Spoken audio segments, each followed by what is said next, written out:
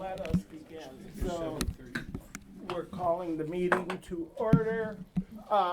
We record the meeting so that just be aware of that when you're talking, because there are hidden microphones and we pick up all the conversation. We're going to start, as usual, with Keith in the summer weather report. That's right. Good evening, everyone, and welcome to the first official day of summer. You okay with the mic here? Now expect a not very summer-like day tomorrow. It should be raining on and off all day, and temperatures only in the mid-70s tomorrow. Yay. Which would be very unusual for late June. And the rest of the summer appears to be not too terribly hot, above normal in both temperature and precipitation. And that'll be in my outlook that Tina's going to put in the newsletter. So I hope everybody reads that. Aside from that, the only other comment that I would have is that night before last, my car in front of my house and also my neighbor's cars were broken into. They were rifled. Not much was taken other than just a little change, and that can be very easily remedied by people just pressing a button on a remote to lock their cars. Was yours locked? Well, it was my boy Riley's car. And I keep telling him all the time, please lock it up, and he goes in one ear and out the other. But I reported that, as Matt and Tina had asked me to do, to Montgomery County, as did my neighbors. Good, okay. So that's it. Tony, welcome. Distinguished guests, council members. Keith, before you go, is it too early to know or get a preview of what the 4th of July looks good party? right now. It really looks good. It's going to get really hot after that, but I don't think it'll even be 90. Okay. I think we'll be good on that day. I'll keep you updated on it. Okay. Thank you. This is an opportunity for comments, if anybody has comments to make before we start the meeting. Yes, Lauren? Should I take the mic? Sure, yes. Okay. I have been thinking a lot about the codes after since the variance hearing, and it occurred to me that there was a lot of confusion that came up around the phrasing of most minimal in the setback or in the variance requests. Certainly there was a different definition that was taken by the builder than what was taken by the neighbors, and I thought it might be an opportunity when there's no variance hearing in front of the council for the council to maybe consider putting a slightly finer point on what most minimal might mean to the council. I don't exactly know what the process is for doing revisions to the code, but it certainly seemed like that opened up a very wide window, and if there is a clearer definition the council has, it might be an opportunity to close the window a little bit. Well, actually, and on the agenda for tonight, Ron has got some updates to propose for the code that we're going to just start looking at, so it might be a good opportunity to do that also. And you're here from Pepco. Would you like to say something? I mean, is there a reason you're here, or you want to talk to us or the village? I will say several things. Thank you. Okay. Should I grab the mic here? Please. First of all, good evening, and thank you for allowing me to come on behalf of Pepco. I am Tony Ruffin. I'm a Senior External Affairs Specialist for Pepco Governmental and External Affairs. I know that's a mouthful. We just changed our title 2 years ago. First, I'd like to compliment the staff. I've been working with Matt and Tina now for some time now, and we've had a lot of one-on-one meetings. So the purpose of coming tonight is that I haven't had an opportunity to even see the full council and to meet with the full council. So I wanted to have the opportunity to do that. I mean, Pepco's a very big place, and a lot of times we become this big place in DC doing a lot of work, and it's important for us to kind of be on the ground. The second thing I'd like to do is I'd like to introduce my colleague here and introduce you to our PEPCO Ambassadors Program. So with me I have Robin, I'm gonna say this right, Sideoff. Yeah. Robin Sideoff is one of our ambassadors. So our Ambassadors Program is a new program we've started at PEPCO where we have incredible employees like Robin who are interested in the political process. They'd like to come and observe, take notes, and bring that information back to PEPCO. I know I've talked to staff several times about tree trimming, about lights in the community, et cetera. And so it's an opportunity for our very small team in government affairs to expand by having very smart, knowledgeable people like Robin here who will come periodically to some meetings, and if there's some things on your agenda that might be of interest to PEPCO, people like Robin will be able to come back and bring that back to us. I did not have any formal speech or anything deep that I wanted to talk about. I really just wanted to come and bring Robin, introduce Robin, but also just sort of listen to some of the issues that you're grappling with here in the community. And if there's anything that is going on now that you'd like to discuss in relative to PEPCO, I'm certainly here for maybe the duration. Depends on how long you keep. I don't want to keep Robin out too long. I'll pass it right now. And with that, I'll just let Robin just say a couple of quick words, like a hello or something. And Yeah. there you Hello, go. I'm very happy to be here and sit in on my first council meeting. I currently work for the PHI Chief of Staff, so I'm a longtime Exelon employee, but relatively new back to DC and the PHI utilities. Thank you. Great, Thank you so much. welcome. Thank you. So our power went off today. Yeah, It's back on. for about 20 seconds. Well, Yes. it did for about Your 20 lights seconds. is back on. 20 It worked seconds. for you. It was. Yeah. It did, what, was it 8 years I'm- too? Yeah, Okay. it was fast and Right. I didn't even realize it. Any other comments? We're going to move on to a presentation and discussion on compost pickup. Rebecca?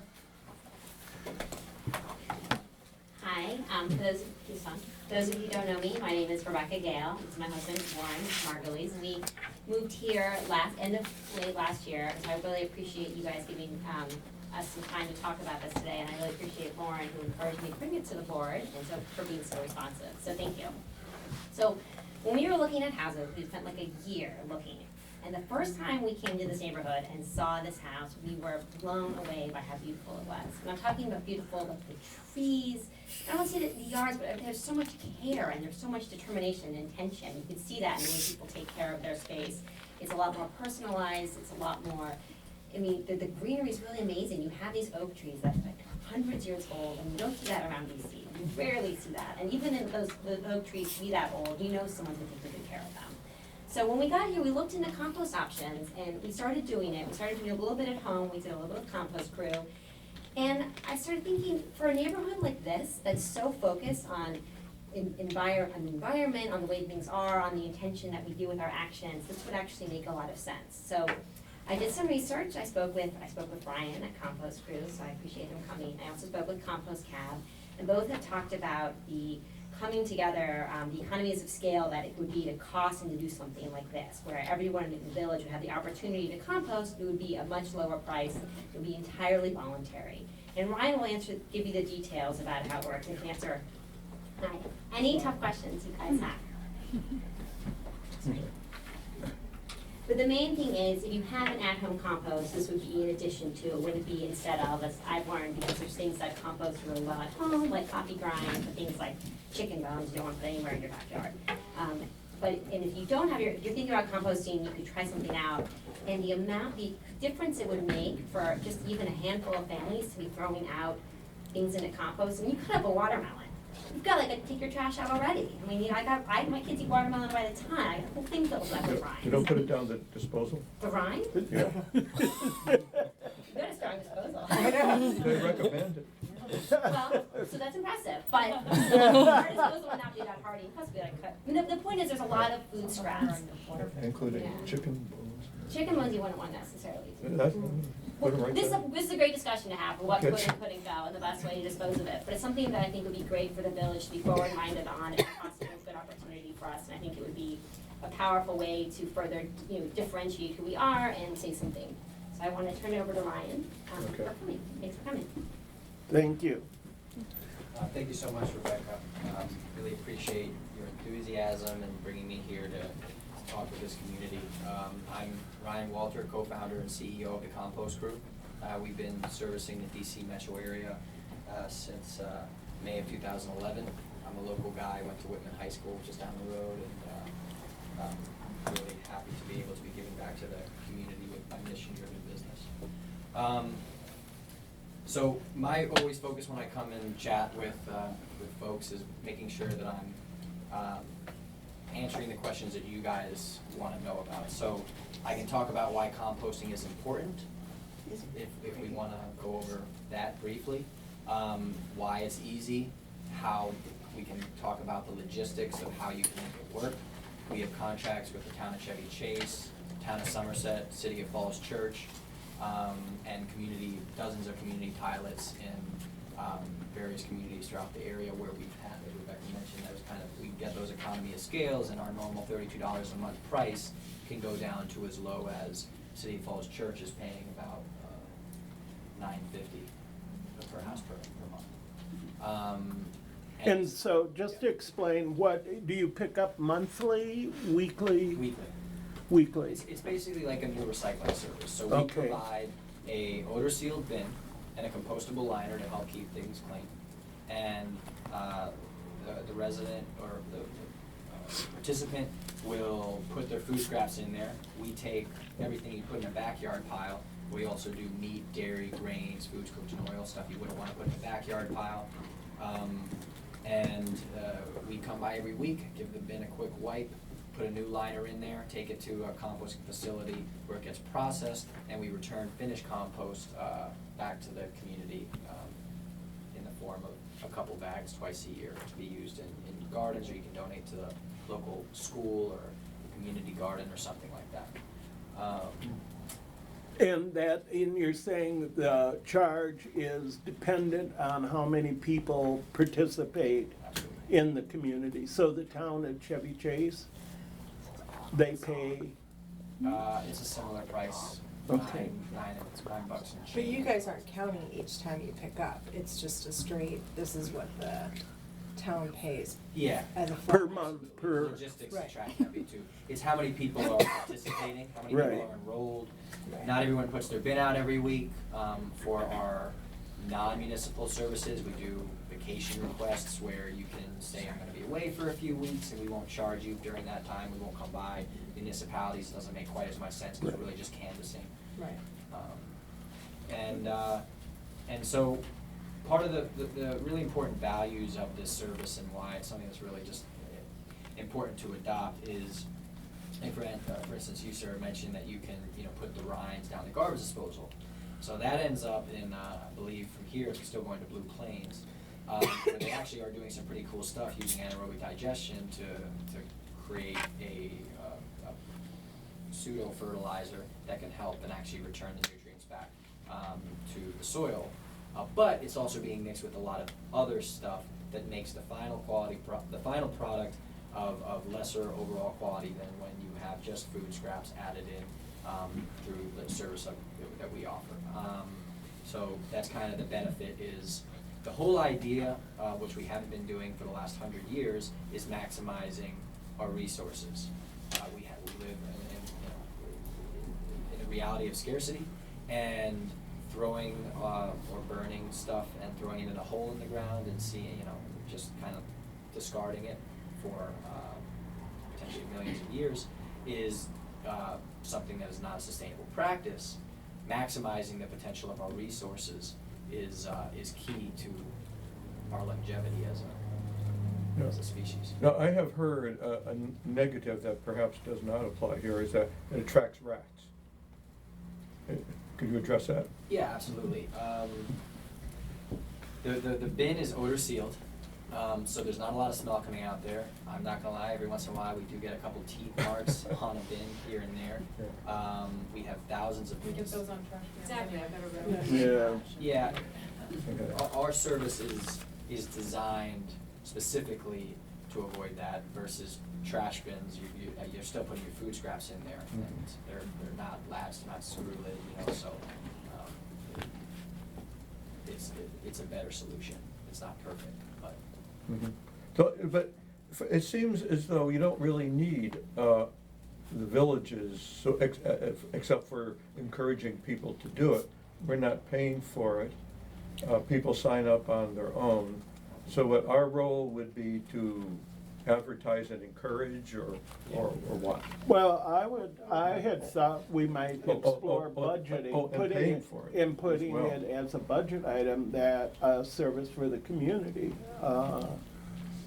But that, I mean, we don't decide that now. I think we need to hear, you know, how this would work.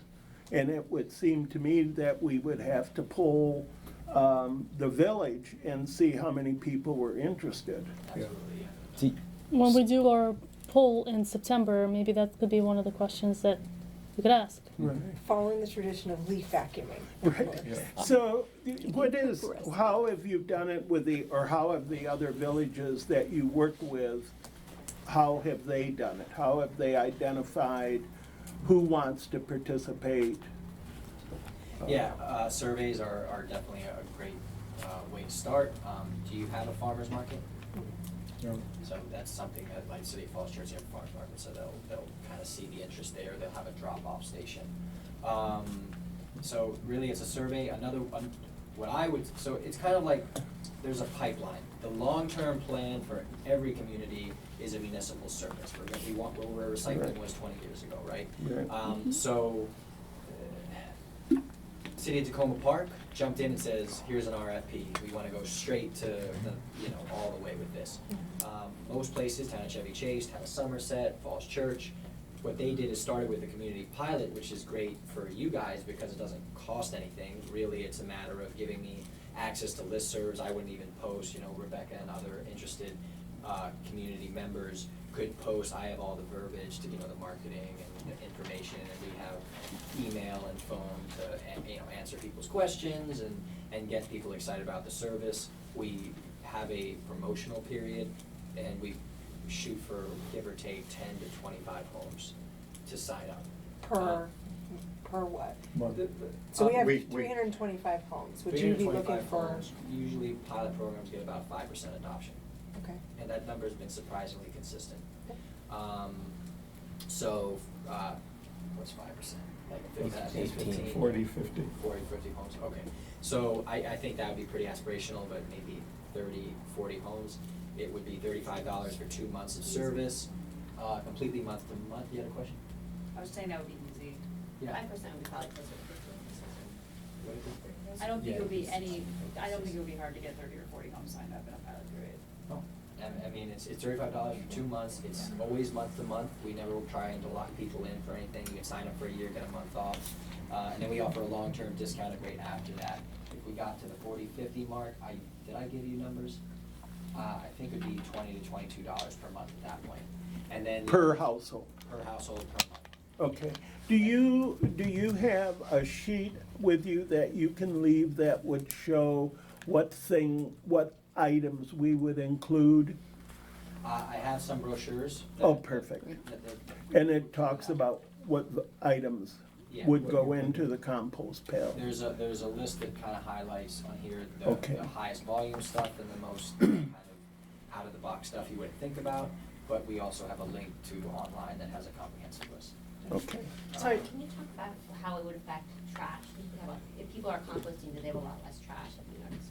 Yeah, so the benefits on the trash side is, EPA estimates the solid waste stream, your solid waste stream's 30 to 50% of that is food scraps. So it's up to 50% reduction in trash.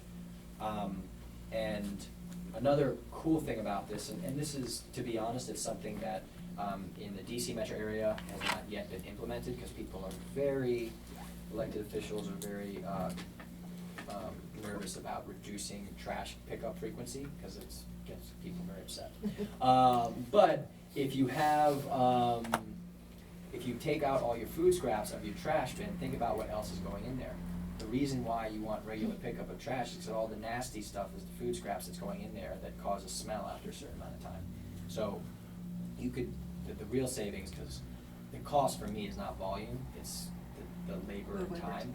So if you can cut your frequency, which you would be for trash, with adding food scrap composting, there's, you know, you can decrease your frequency to once every other week or once a month, in theory, but, you know, that has been We implemented. do it twice a week. Or once a week. Even if it was like once a week, like Yeah. the rest of the county, once a week compost. Twice a week is just Tuesdays. not necessary. Yarding. Well, okay, I think, yes. Jean. Can you describe the containers, sizes, do Yeah, I families have get one in bigger the trunk. sizes? When I'm done talking, I'll run out and grab it just to show you guys. But it's Probably like don't a, need your hands, though, the yeah, sizes. it's a 5, you know those white paint buckets, the white Yeah. pails? They have a little With a green gamma top. seal lid on top, Yeah. that's, has gaskets on it and a screw top and seal. We have a 12-gallon bin, that's designed specifically for organics collection. And, it's latched, so it doesn't have a gasket, it's not completely, odor sealed, but we haven't had any issues with it, That's so. the one for outdoor or indoor? Both are outdoor, mostly. Some people put it indoor. Okay, so they'll put. But it's 12, that's the smallest, is 12 gallon? No, the biggest we have is 12 gallon. And the Smallest smallest? is 5 gallon. I'm at a And council. then we have a little meeting. kitchen caddy that you can put like Okay, in your fine. kitchen. As that fills up, you empty into your outdoor bin. Oh, I see. I highly recommend two bin system. What becomes of the processed compost? We get Well, a return? So, yes, we bring compost back. We right now take the compost, the food scraps to Western Branch, Prince George's County pilot facility. But, very excitingly, thanks to people adopting the service and voting with their dollar, we've attracted some investment interest. And, we plan on building a 30,000 ton or so a year facility. So we'll have it all in-house, be able to control the quality, have a complete closed loop system. And of course, you know, every new customer helps us get closer to that. And that's, I mean, for me, that's the biggest value to this service. I mean, it's like the Tesla model. Our $32 a month is the Roadster. You don't buy it because you're trying to save money or get a great value if you're looking only economics. It's because you believe that composting should be the third bin. And by doing that, my company then goes back and reinvests to get our price down to the $2 or $3 per house per month that we'll need to get to be competitive and make this a viable service for the 50, 60, 70% of people that really just can't be bothered, you know, unless it's extremely easy and at the same price or cheaper.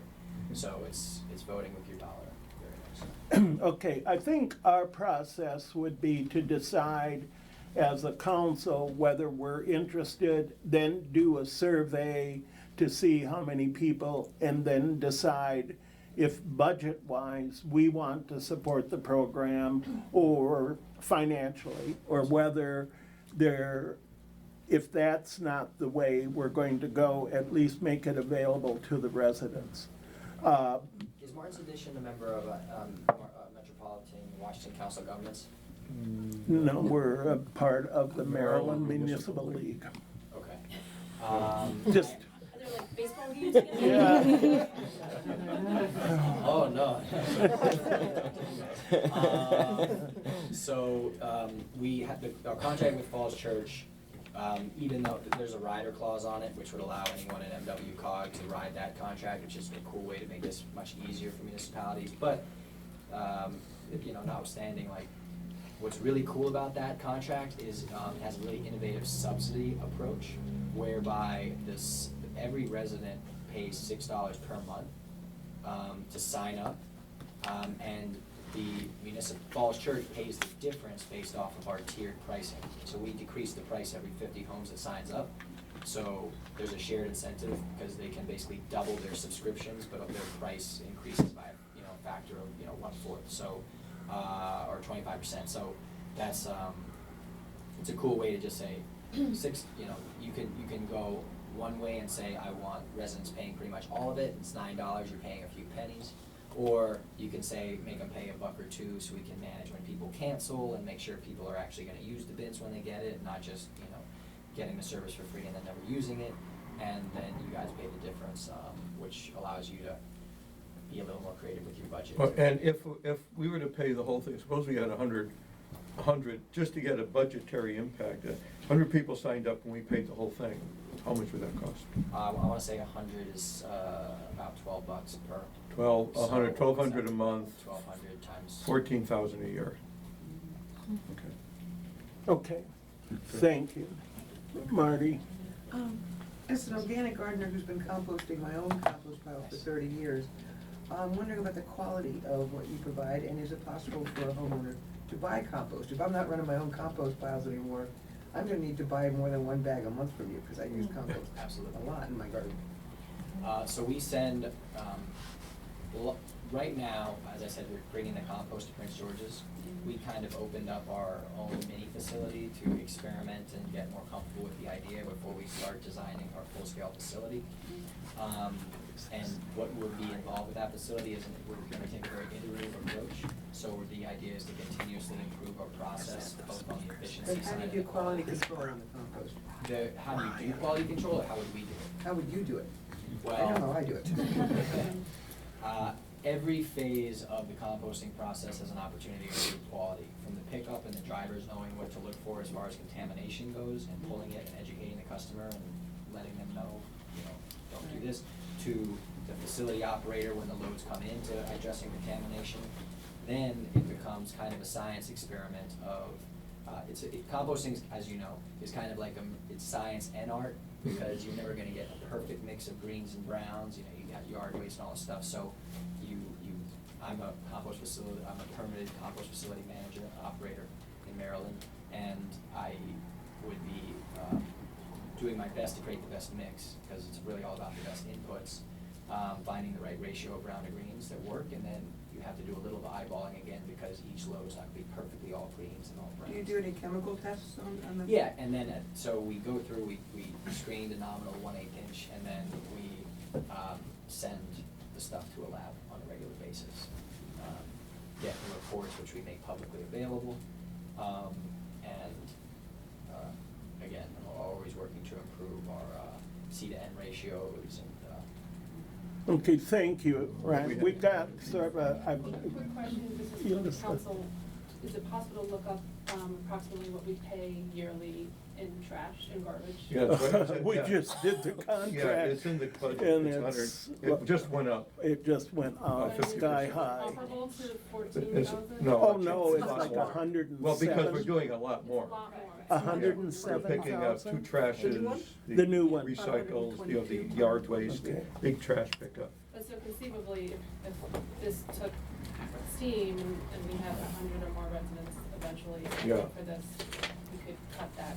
Possibly, yeah. It's we'd have to- possible, We'd yeah. have to look at the A effect on big part time. of our, Matt, we're going, a huge part of our trash contract is the rear side yard pick. Oh, The rear rears. and the side, not bringing it out to the, About Anywhere. to the curb. 40%. anywhere pickup. Yes. Yeah, We offer that in every bid for municipal, but no one's, because it's like 100% more expensive, but yeah. Well, we're down to 40. we can do it for you. we can do it for you guys. Just put it in the RFP. Lauren?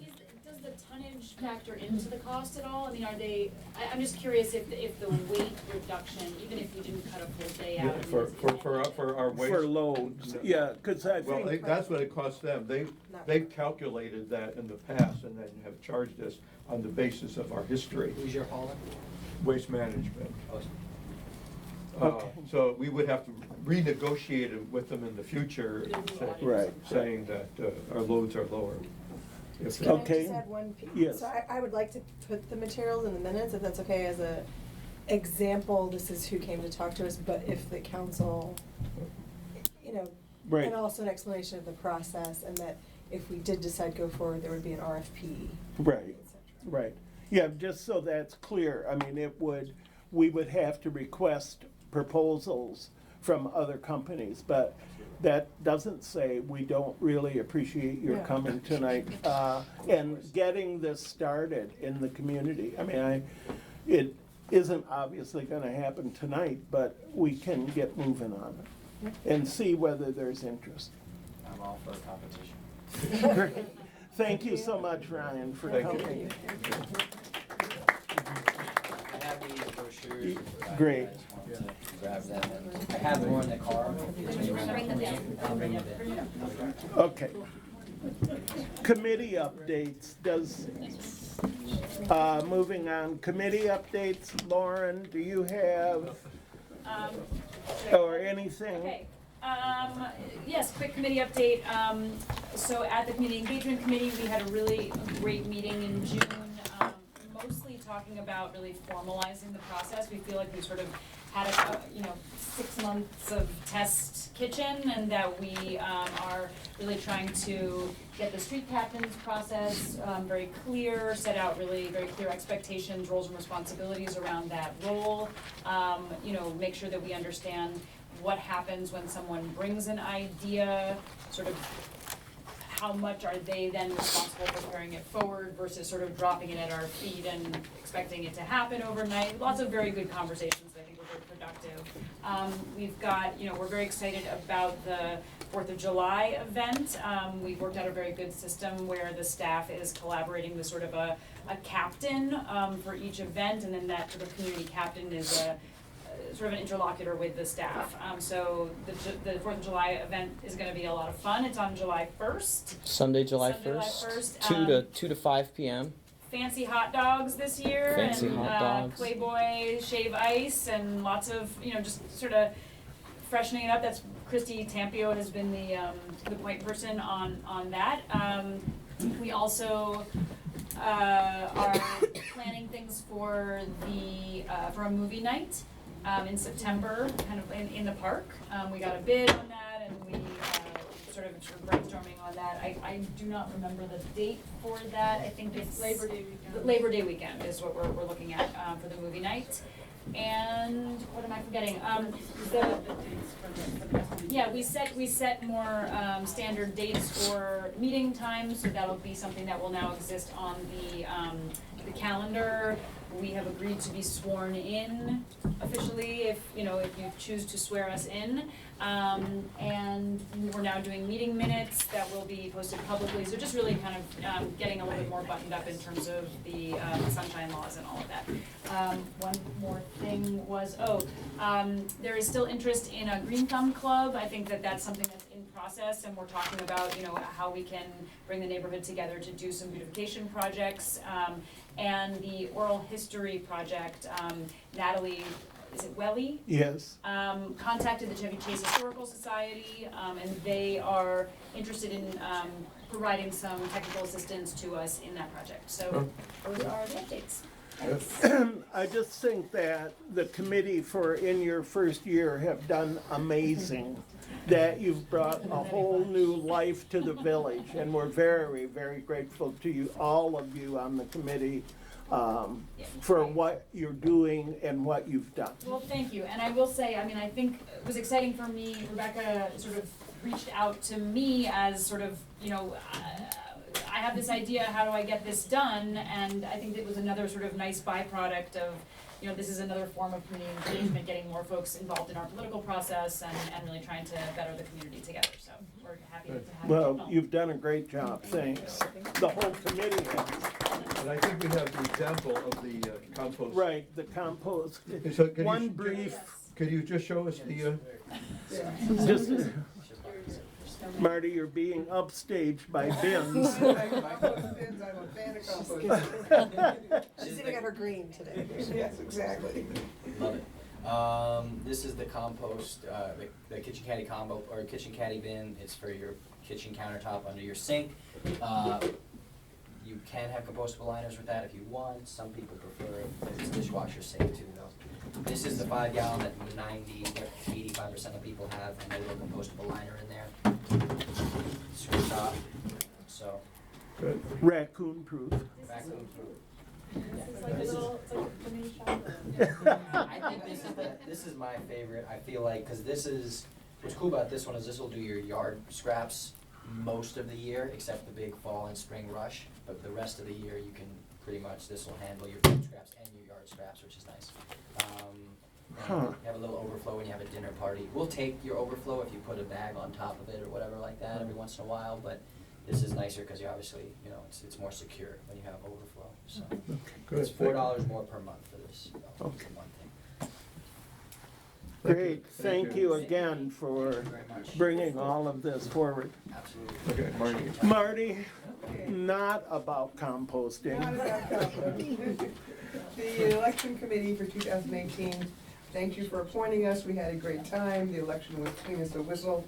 And we have only two comments. One is that we would like to invite the community, may the minutes please reflect, that we would like to invite members of the community to join the election committee next year. The way people do that is you put your name into the council and they appoint you. And so this year's committee would just like to welcome you. Please put your name forward and get appointed because we would like to work with you. And it's kind of a fun job. Second thing is that the procedures, I think, have been fine-tuned now. We've had 3 election cycles this year. Things, like I said, just ran clean as a whistle. I think that there won't be much heavy lifting on the election committee next year. I think it'll be a lot easier. And it is really fun on election day, staffing the table and doing that. And last but not least, please vote on June 26th in our council and, state primaries. So thank you all for having fun with the election this year. Glad everything went well, and please do join the election committee next year. Again, an easy way to come in and add to the community, give back to the community, without having to go to meetings. So, thank you. Thank you, and thank you for the committee's work. People have to submit their names to the council or to the village to be considered for appointment after July 1st. All of the committees need reappointment, all of the committee members, and we need volunteers. Thank you. On that note, if I could just have one more thing. Sure. Just in regard to the street captains, I put out an email on the serve and on constant contact, I think Matt sent it out, that we are still looking for a street captain for Cummings Lane, Melville Place, Brookville Road, and Bradley Lane. So if there are any residents on any of those streets that are willing, contact me after or send me an Hint, hint. email if you've got the email. There's gonna be double turnover soon, moving, so. Okay. And you have a meeting scheduled, did you say July 11th? Yeah. Okay. Any questions? The minutes for the annual meeting were sent out and have been approved via email, but I need a motion to approve the minutes. I will move to approve the minutes of the last annual meeting Second. from 8 to 10. All in favor? Aye. Oppose? Okay, traffic study. Joe, could you update us on sort of give us the overview on the counts and what you have seen? Joe Kutro, if people don't know him, is our traffic engineer. Okay, this spring, we took a couple of selected locations that were some were by popular demand, some were the result of just, we hadn't done counts in a long time. So we did counts at 4 locations. One location that hadn't been looked at in a long time was Quincy Street. We took a look at that. We also did Cummings, which is always, Cummings needs constant attention because it's the village's highest traveled street other than Brookville Road. I mean, Brookville Road, of the streets that you will maintain. Right. Cummings remains your worst, but your highest volume Right. street. Shepherd, it's Sister Street, runs parallel to it. And we did a recount on Thornapple, to follow up with a count we did last year. There was some concern that we had placed the counter too far west on the street, and so we came back and did one further east. We thought it would be an interesting contrast and compare exercise. So in a nutshell, what we found out is Cummings is still the village's highest traveled street. Traffic continues to creep upward. It's coming from someplace, and it's probably Western Avenue. It's not, again, over a 5-year period, it didn't go up by much, but it went up enough, I believe it is statistically significant. Shepherd, on the other hand, didn't show much movement at all. Shepherd's about 700 vehicles a day, and Cummings is about 850. but it's been creeping up from like 750 to 800 to 850, so it's Pass-through it's- traffic. It's kind of troubling in that regard. And we know there's not anything going on within the village development-wise or in the immediate area, so that additional traffic's got to be coming from somewhere, and it's got to be from outside the neighborhood. So that's all we can say about that. What that says to you about what initiatives one might want to take in terms of perhaps talking to the county about possibilities for, better control of traffic at Western and Shepherd, for example, or other intersections along Western Avenue. That would be, something I think you have to take up with them. I'm wondering, Joe, if you know, or anyone else does Cummings show up on Waze or Google Maps or something as the That's been main? coming up a lot with a lot of my customers. Yeah. You have an interesting situation over here on Connecticut Avenue. Williams. I'm not sure which service it is, but they're actually directing traffic, while there are traffic jams at Connecticut Avenue, they're directing traffic down Meadow Lane, parallel to Connecticut Avenue. And it's driving the town nuts. I mean, it's obviously the wrong thing to be doing. And what I'm working on right now is the town with strategies to, create additional controls along East-West Highway that may or may not allow traffic to move onto Meadow Lane at certain times of day. So it's so yes, this possibly could be going on, but I don't know. You don't know. You don't know. Personally. Okay. I can tell you, having formerly lived in Silver Spring and formerly cut through, you cut across the park and at Wise Road through the district, across Western, and then left on, I think it's Cummings, and then you hit Turner, the dead end, the other side of Turner, and then to the left is Cummings and Shepherd. So that's, I think a lot of that traffic is people coming from more eastern locations, coming through, heading their way to Bethesda or downtown. What about Quincy? What happened on Quincy's count? There doesn't, traffic on Quincy is much lower. And speeds? Speeds are, there's not much, we can look at it really quickly. Quincy, we're talking about 85th percentile speeds in the vicinity of, this is in the middle of the block, 22, 23 miles per hour. The number exceeding the speed limit is about 28%, which is by standards of what we have around town is not bad at all. So it's, and the volume's down around 250 vehicles a day. It's not particularly high. We know there are some ways that certain, for example, we know anecdotally that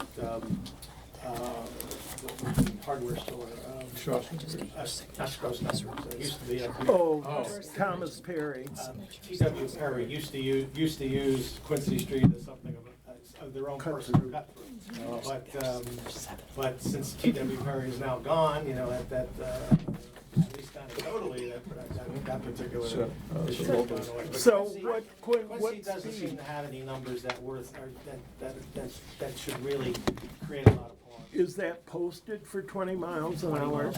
So Okay, that's so- like, I want to clarify, Matt and I had this conversation with MML.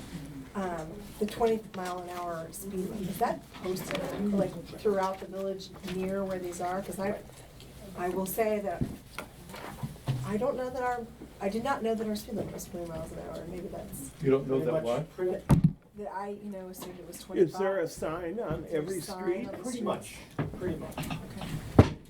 Okay. All the streets we've been talking about are posted, Thornapple, Shepherd, Cummings, and it's possible, Richard, that it's, there might be one or two Right. streets, like Right. for example, I'm not sure if Turner's posted, I'm not Turner, Taylor's posted. In fact, let's look out the window. But that might be something worth, just sort of like. Right. Yeah, flags 20 up on the miles an side hour, right there. To remind people, Yeah. Pretty much all the long streets, Yeah. streets like Melville Right. and Oxford might not be. Or Right, you're turning right. from another. Yeah. They're short segments, it's hard to build up any kind of sense of speed anyway. And then as for Thornapple, what we found there was The key thing out there is the traffic pattern that we identified the last time out. It's pretty much exactly the same. A very heavy eastbound movement compared to westbound. It's like 75-25. It's just, no matter how far you go down the street, it's still 75-25 primarily because everybody's going westbound on Taylor Street. So,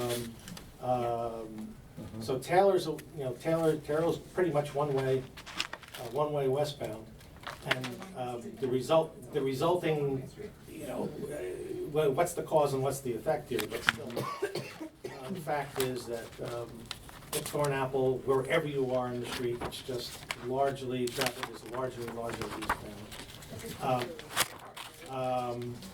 What we did see is that between the west location, which was frankly in hindsight is a better location anyway, because you see a lot more traffic there. As you go further back into the neighborhood, traffic starts to slough off on the side streets, the Dellfields, Chestnut, et cetera, et cetera.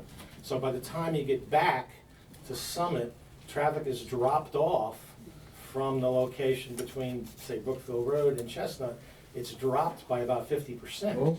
So it's, now that's still.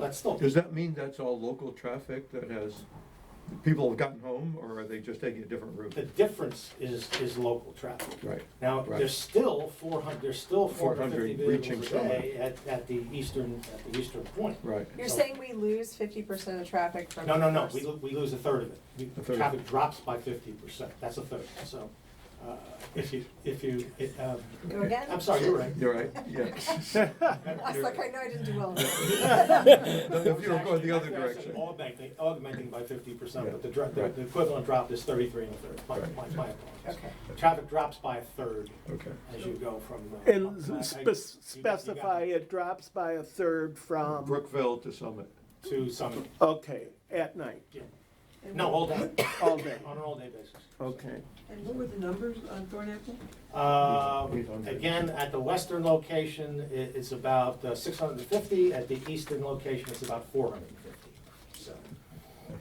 And here's your 33 and a third percent. Yeah, I know. So Yeah, I traffic know. speed- Can we ask a question here? Repair work has gone on in the park. I'm on Taylor Street. I noticed, when things were closed, I noticed there was a increase in traffic coming. People were finding a way through, I guess, our neighborhood to get to wherever. So I Yeah, don't know if but- that has any bearing on. I don't know when that occurred, ma'am, relative to. It's going on, but. We know that at the time that we're very careful. In fact, one of the reasons we held off on counting the eastern location so long is because there was construction going on a house for the longest time. Between Chestnut and Summit. Please don't rub that I made a joke, I'm not even aware of in. it. Right, just move on. Sore Move on, subject. Joe. We've got, we have, so, Apparently I hit a nerve. yeah, so a big one, so, But we basically couldn't get onto that street because that kind of activity strongly affects traffic activity. right. Speeds and volumes both, so it's,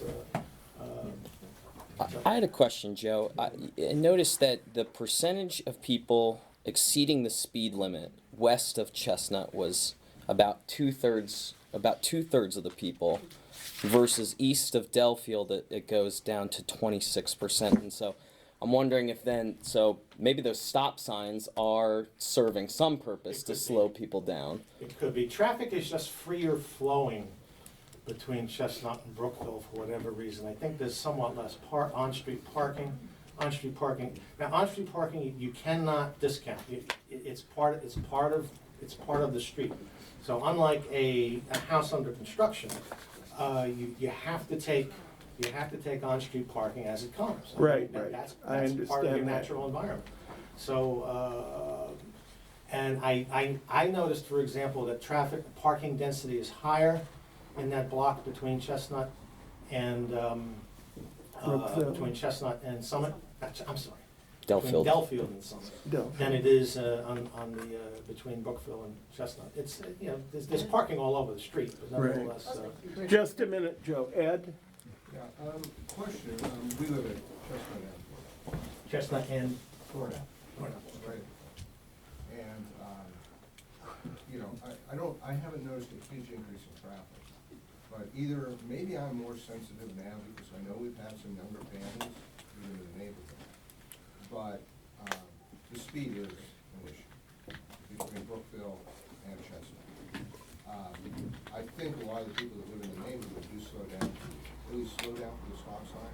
But I've witnessed people that don't even slow down for the stop sign. Yeah. at Chestnut. And I was wondering, as a traffic consultant, I mean, that's a long stretch. It's probably a 600-foot, 500-foot long stretch between Brookville and Chestnut. That sounds about right. And, you know, I'm guilty of having a sports car, but I keep it under 20 miles an hour. Better. I've seen some ridiculous stuff. And I think it was probably 3 or 4 years ago, 5 years ago, that I suggested maybe a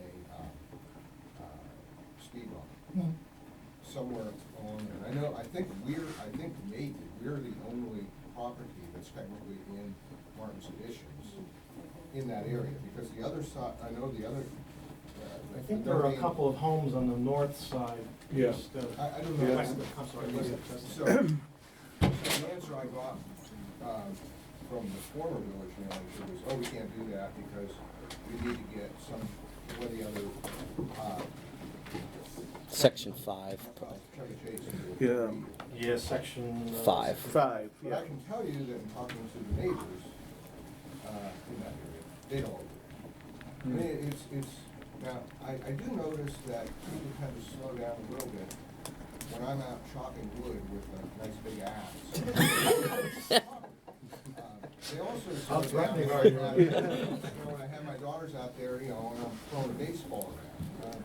But, you know, that's a lot. Why don't? Trying to keep the. And I think we need to continue to explore with section 5, or see if we can at least put the bump in our part of the road. Yeah. I mean, have you ever talked with, who was No, it? Ashley, not Ashley. specifically, no. I think Okay. you have to talk to section 5 because you have a stop sign, right? Isn't there a stop sign Yeah. there?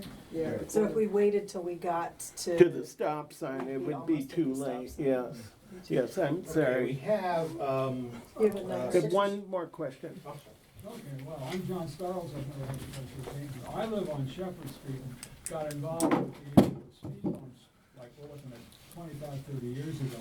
And the two considerations, if and when this issue comes up again, is number one, first maybe three. Number one, speed bumps did have an effect on speeding. If you take a kind of cynical view, if you put an obstacle up into a car, you know, Right, in front of a car, right. it does have a deterrent, potentially a deterrent effect. Number two, it's the height of the speed bump, which is at least worthy of discussion, and 3, the spacing. Right. Okay? Okay, yeah, that's why we have Joe. Now, Thank you.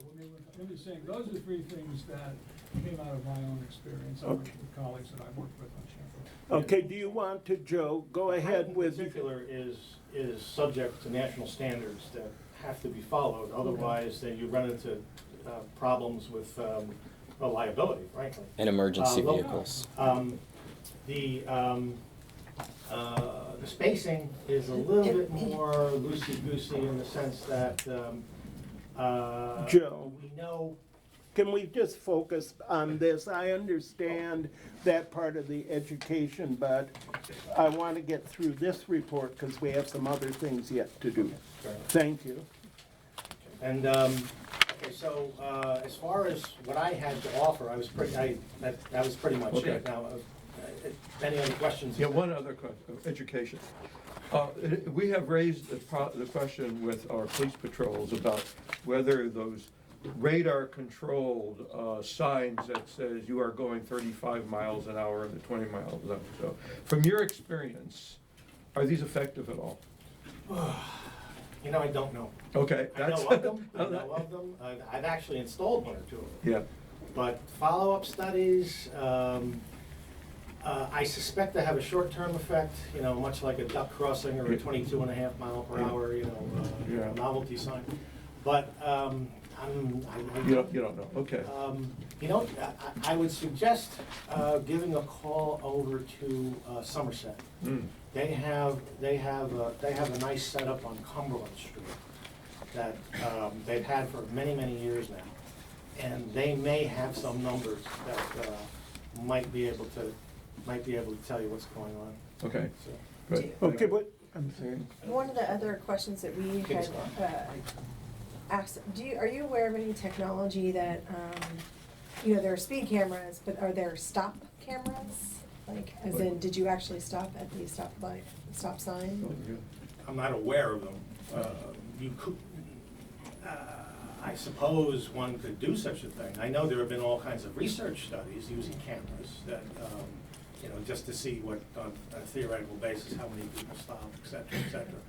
But, and then what's a stop, what's a rolling stop, what's a no stop, so this. Okay, thanks. But are you seeing, in terms of traffic numbers and speed, sort of some consistency from year to year as you're doing these studies for us? Yes. Yeah. Yeah. And other than, there's traffic increase primarily on Quincy, Cummings? Shepherd, Thornapple all seem to be holding Okay. steady over a long period of years. The only one that's giving me a little bit of pause is Cummings. That just seems to be creeping upward Right, right. relentlessly.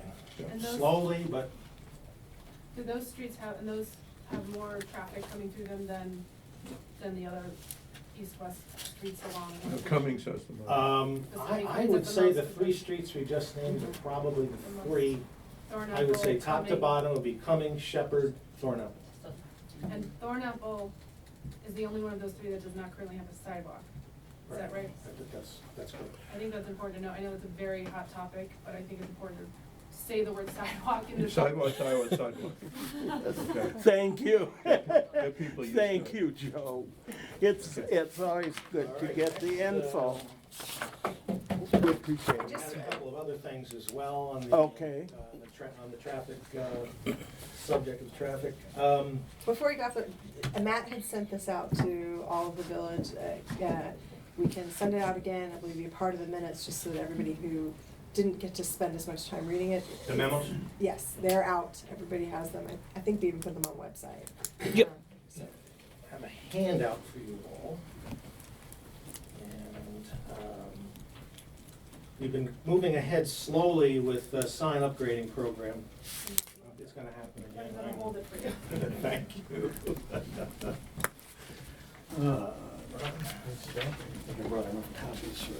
We can share. Yeah, I don't need one, It's just like. Thank He's just a lawyer. Thank you. And who else? Even needs one.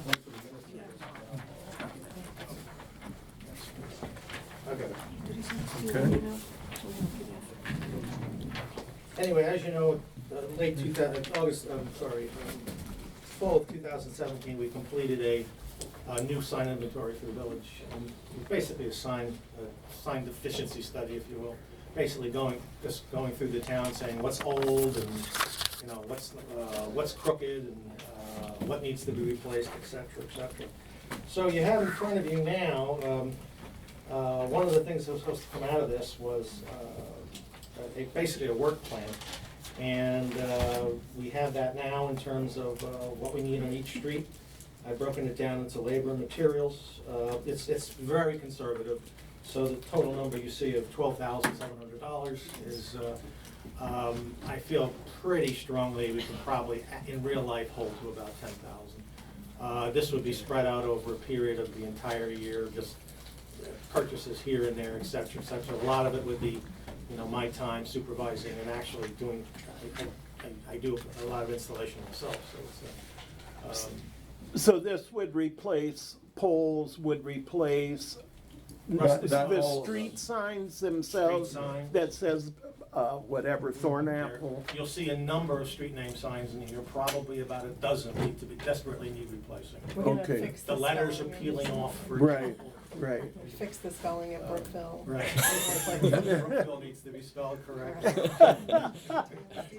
Okay, Things like that. okay, And thank you you. gave Matt a detailed list of what all of these different things would be for each street. Right, that's an inventory itself. I believe copies of this are available to the council now? I don't. Not in the, It's a fairly big Not today, document, but so we it's, got it before, didn't we? Okay. If think you can, we got it a while ago. if you could maybe resend it just in case. I I think it was a little while ago, but And then the Okay. only other thing, it was from last year, so it's been a while. yeah. Okay. so part of the discussion about speed control, like for myself, but there were a few other people that did any of this, and I'll look, but adding something, you know, whether it's the orange strip under speed limit or Okay. something else to, something that will help draw attention. That's a great question, because basically I want to give you a premise of what this work plan does. It does nothing more than replace.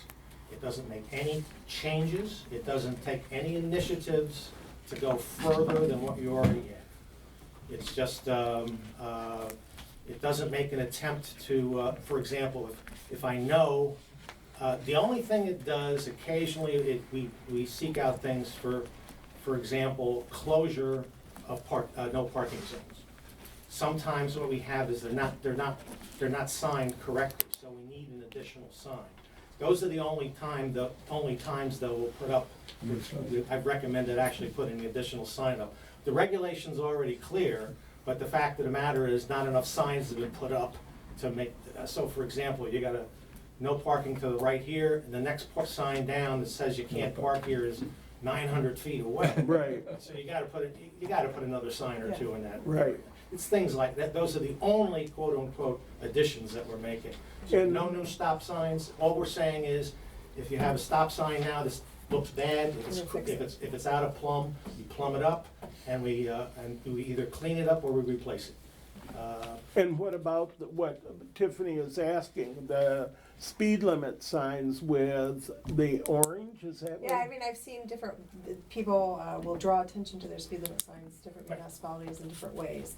You know, there's like an orange box under speed limit or an orange box over it, so it's kind of sandwiched. I don't know what is, you know, These are the sorts of recommended. initiatives that you can tell me that you want. So, we want. Are they Well, effective? Yeah, In terms of effectiveness. the orange, I've seen the orange, I know what you're talking about. Like the I little, don't know if, I mean, I've seen, I've seen people put flags, like orange flags on posts off to the side, but those the don't orange seem to be flags as typically used to lasting. introduce a new device. Right. So, in fact, I have my own set of those for when we put a new hallway stop in someplace. Okay. I bring those out to the site. And, also, there's a couple of other, I wanted to go back to a memo that was from 2015, when we first started talking about putting the sign upgrading program together.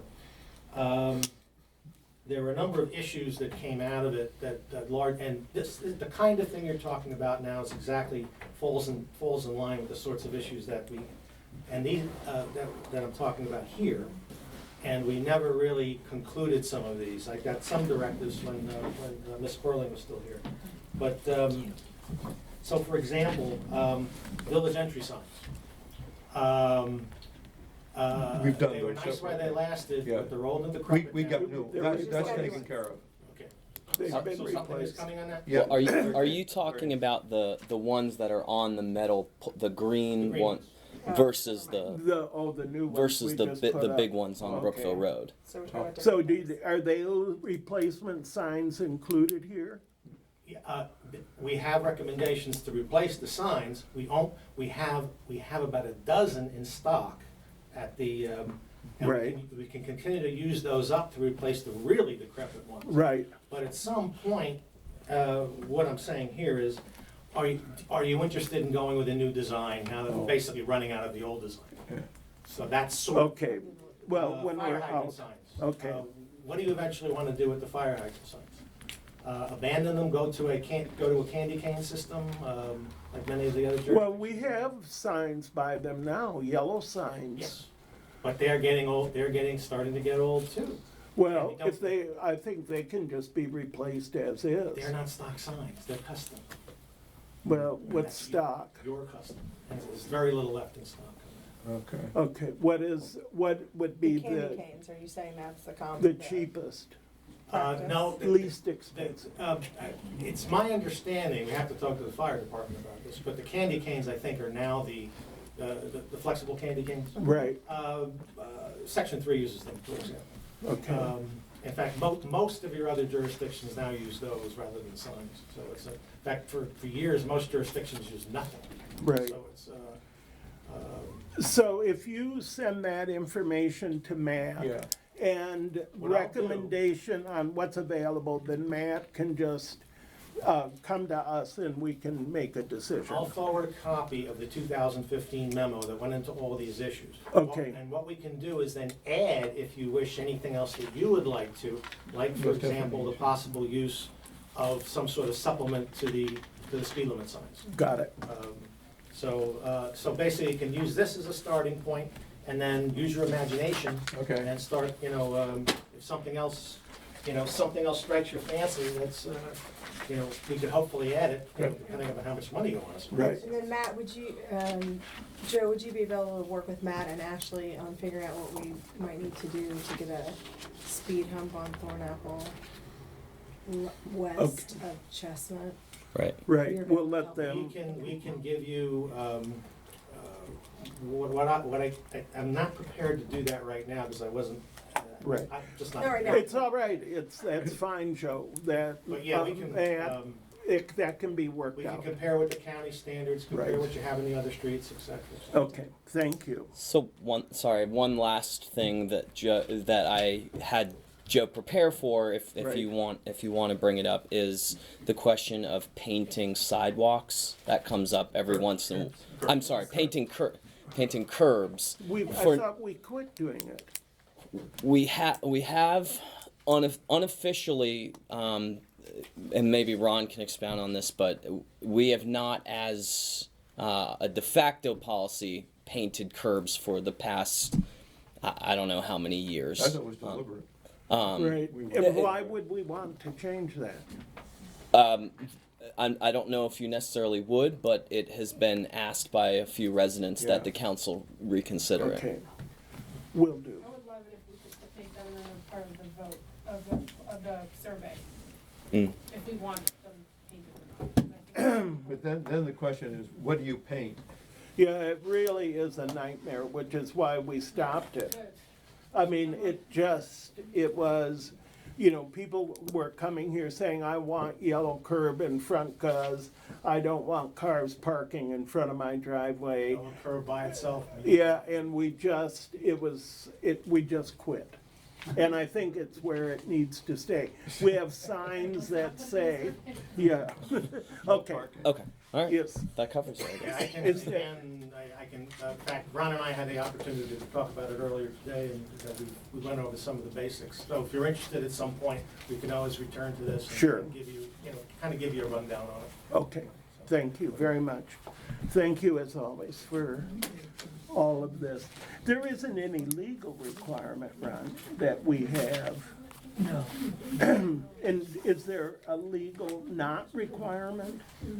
Well, you'll recall some years ago, the village decided what county traffic regulations it wanted incorporated in the village. Right. Yeah. At that time, the council elected not to incorporate the county requirement that no car be parked within 5 feet of a driveway apron.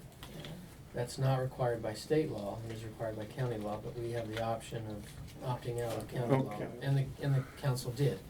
So it would make sense to continue the practice of not painting yellow stripes 5 feet on each side of a driveway apron. The only place you'd really want to use, you might want to consider it, is to reinforce statutory requirements of state law. No parking 30 feet from a stop sign, no parking within 15 feet of a fire hydrant. What you don't want to clutter things with signs, but you can use yellow paint as a substitute. Right. To, Okay. but that's really the only That's place very- that I very would limited. suggest you use. Okay. I want to move on, if it's all right, to Doug with the building administrator's report. Thank you for coming. Thank you. Thanks for sitting through.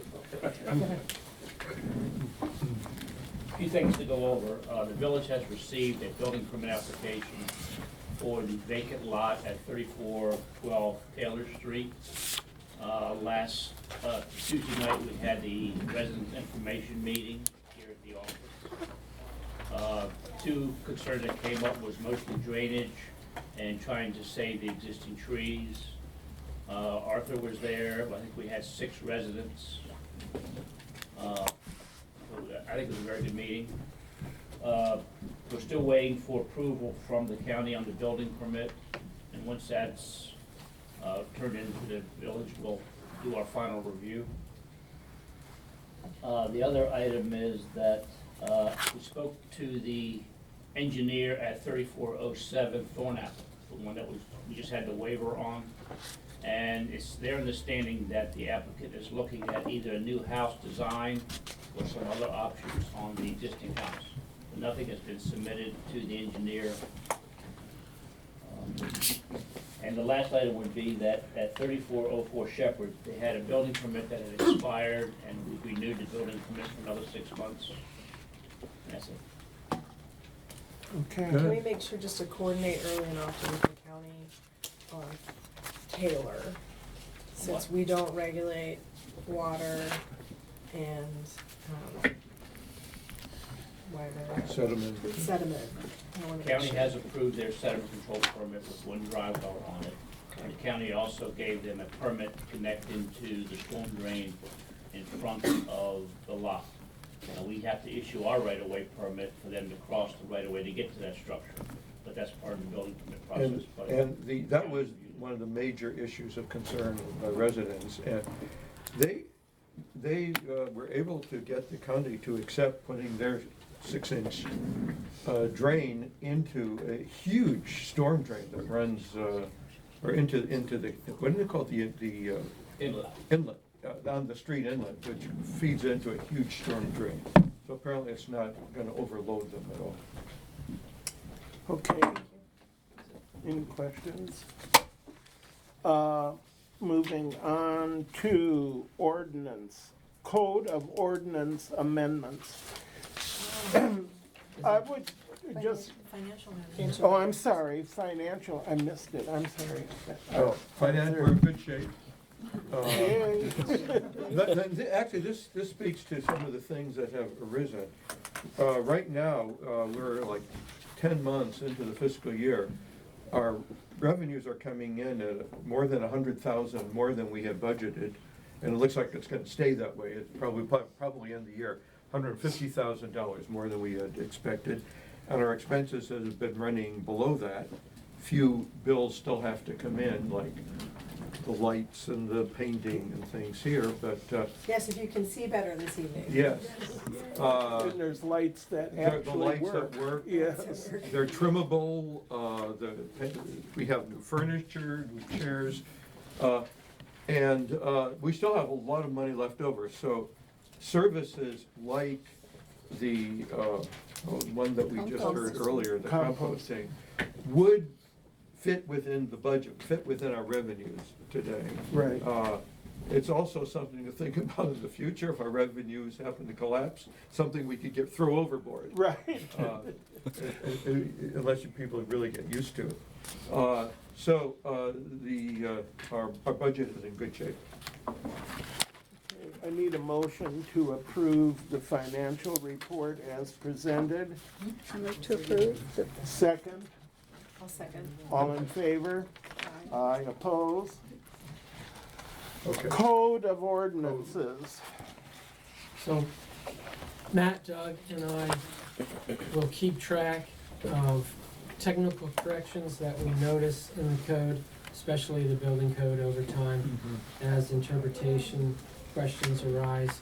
And then once we reach a critical mass of technical corrections, we try and put them together in one ordinance to revise the code.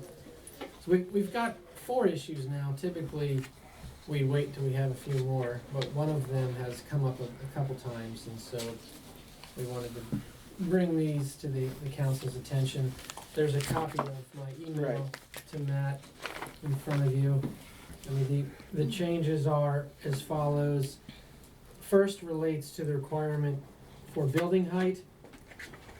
The verbiage of the code provides that a height must meet two requirements, a measurement to the highest peak and a measurement to the mean. And the verbiage has the word "and," so you have to comply with both requirements. But the illustration immediately below that has an "or" in it instead of an "and." Change it. So we would want to just delete the "or" change it to an "and." Okay. Maybe we need to get that diagram from Chris Jakubiak, or I guess we could probably recreate it with Just ask them for Photoshop it. or something. Yeah. Just ask them for it. Then in the side setback regulation, the resident found unclear the additional side setback requirement. After a house extends more than 44 feet from the front building line, an additional side setback applies. In the provision, we restate the requirement twice that it be measured after 44 feet, and having it stated twice creates some confusion, so we would propose deleting the second occurrence. Can we highlight, I believe one of the issues that has arisen, that people were confused, I don't have the code in front of me like you do, that it's 44 feet from the front building line, not the established building line. Yeah, I mean, the code says from the front building line. Okay, But if there's a way to, whatever, 'cause that- Clarify, say, this is not the established building line, this is different. If you say it's inappropriate, fine. No, I'll think about that, yeah. Maybe we could add as distinguished from the Yeah, PBR. yeah.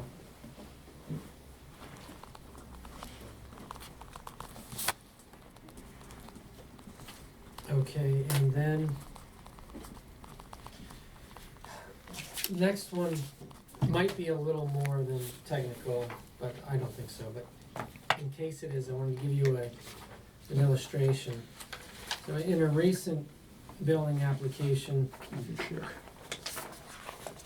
I was reviewing the plans with Matt and Doug and noted this potential ambiguity. We have a restriction regarding how high a wall plane can be without any interruption. And the purpose of that regulation is to prohibit the looming of structures. So if your neighbor is looking at the side of your house or the rear of your house, they're not looking at a massive single wall. Once a wall is more than 32 feet in height, it needs to have some architectural interest or set off to break out the apparent mass. Is that where there had to be a setback of 3 or 4 feet? That was the long wall. That's the length. That's No, but I thought there was something Yeah. on height too, of where you, Yes, yeah, the offset needs to be at least 3 feet. For the The- facade. To break up that wall plane height, you need a recess of at least 3 feet. Okay. Now, there's an ambiguity in the code because the code states that you measure the wall plane height from the finished grade or the pre-development grade. And then if you look at the definition of those grades are determined by the average elevation at the front of the building. So if you have a situation like I've drawn here where the topography is sloping, right, the portion of the basement that's exposed isn't considered in the wall plane height. Although if you look at Chris Jakubiak's drawings from 2007 when these codes were adopted, and he draws the line from the actual grade to measure the wall plane height. And I'm positive that's what was intended, because it wouldn't make sense right, to measure the wall plane height from the dotted line right, it would, instead you of the would actual want to, height from the yeah, grade. Yeah. right. So if you agree that that was the intent, I would recommend revising that provision. So you just change it to, Well, I think that one might merit a little bit more conversation, because, for instance, this would walkout basements. Mhm.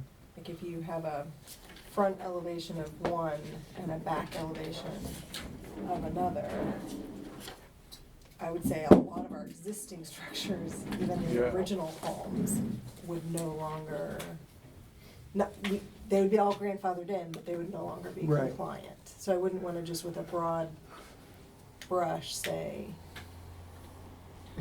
no to that. That houses who have a rear walkout, that wall plane, I don't know how high 32 feet is. Is 32 feet, does it go to the peak Yeah. or does it go to the cross? It goes to the peak. The peak. So That's- yeah, along any facade, you can have more than one plane. The plane is just a continuous portion of the wall surface from the ground Right. to the highest point. So normally, we could say you would have, 9 feet for the height of the walkout basement, 9 feet for the height of the first floor, 9 feet for the height of the second floor. So you're at 27 feet, I don't think. unless you want to put in 12-foot ceilings. But then you're going to have a huge, I don't think it's 9 feet. I'd have to get more information. okay, He's not here. okay. Ah. We'll postpone the discussion until we yeah, have a sure. chance to work. I understand and concur with the concern. I just Yes. would wanna make sure that it's, And I'll email to you Chris Jakubiak's PDF. So you Okay. can see how he drew it. Okay. And another issue that repeatedly comes up is we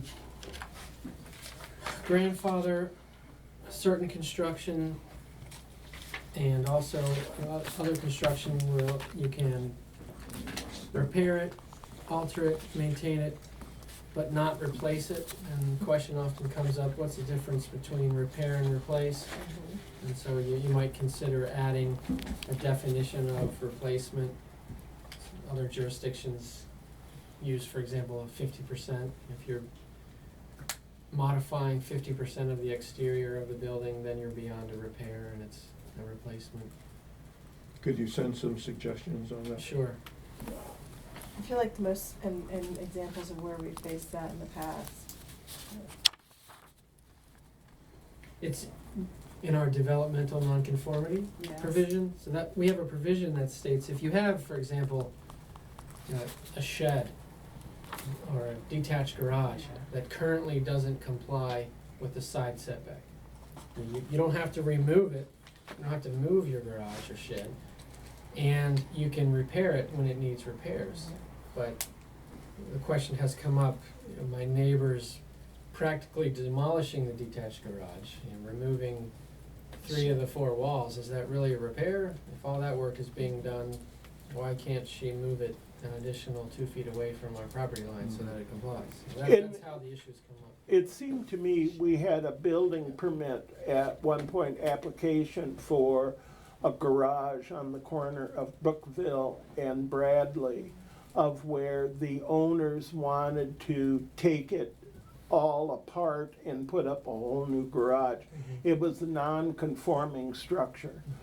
And we said no, that you could repair it, but not take it down and build a new structure. Right, yeah, the policy consideration there is Right. we don't wanna punish people for having existing nonconformities, but if Right. they're going through the expense already of a substantial replacement, then they ought to be able to replace it in conformity with the current. Right. Okay. Okay, And what was the one, did that Lauren raise Yeah, tonight? it was raised earlier about, What, is that in here? Yeah. no, that's not on the Do list. you catch what I was referring to? Yeah, I think so. So the question is, or the idea would be clarifying in the variance criteria what it means for a variance to be the minimum reasonably necessary. And that is the factor that gives boards the most trouble, because frankly, it's always possible to say their request is not the minimum reasonably necessary, because you can always shave off an inch. Right. So you have to interpret it with, a reasonable basis as well. But I could try. I think what happened was a little bit more, In general. interesting than that particular example, because I think it was the question of, well, they said, well, we're only asking for one variance, and the thing you're asking for of us bringing it 40 feet up is actually gonna require 2 variances. So the number 2 is higher than the number 1, so number 1 is obviously more minimal. Where, you know, what they're essentially talking about is, you know, 2 inches on one side and 2 inches on another side versus 40 feet. Which, you know, to the neighbors felt like, well, clearly it is more minimal to have, you know, these 2 very small requests versus what we consider to be a much larger impact. And so I think it was you know, we were struck by the lawyer's, reading of most minimal as the lowest number of variances requested. As opposed to, okay. and there was a very large divergence in the argument around that. Okay. Plus, we also had talked about that every variance you requested required the same deposit, as opposed to coming with 4 variances to us, 3 different drawings, that there had to be the same check for each request for variance. Because we have spent so much money on one property, you know, that of village money. I mean, and it's supposed to be more than somewhat offsetting. I mean. On the average. On the average, yeah, rather than, you know, whatever, is it 1,400 or 1,500? 14? 15. 1,500? And we've probably spent 15,000 on that one. Those are 2 separate issues, obviously. Yeah. Right. About sort of the procedural Right. regs and But what's if we're that. going to amend, we might as And well consider, yeah. do both of them. Okay, any other questions on that? Moving on. Moving on to the discussion of, There was one more oh, I'm sorry. amendment, Correcting the table of but it was Right. that was just For all the other. numbers in the original table of contents aren't matching up with the actual Okay. I'll give words it in that. the. Go do it. Go do it. Yeah. okay. Arthur, Okay. Tree program.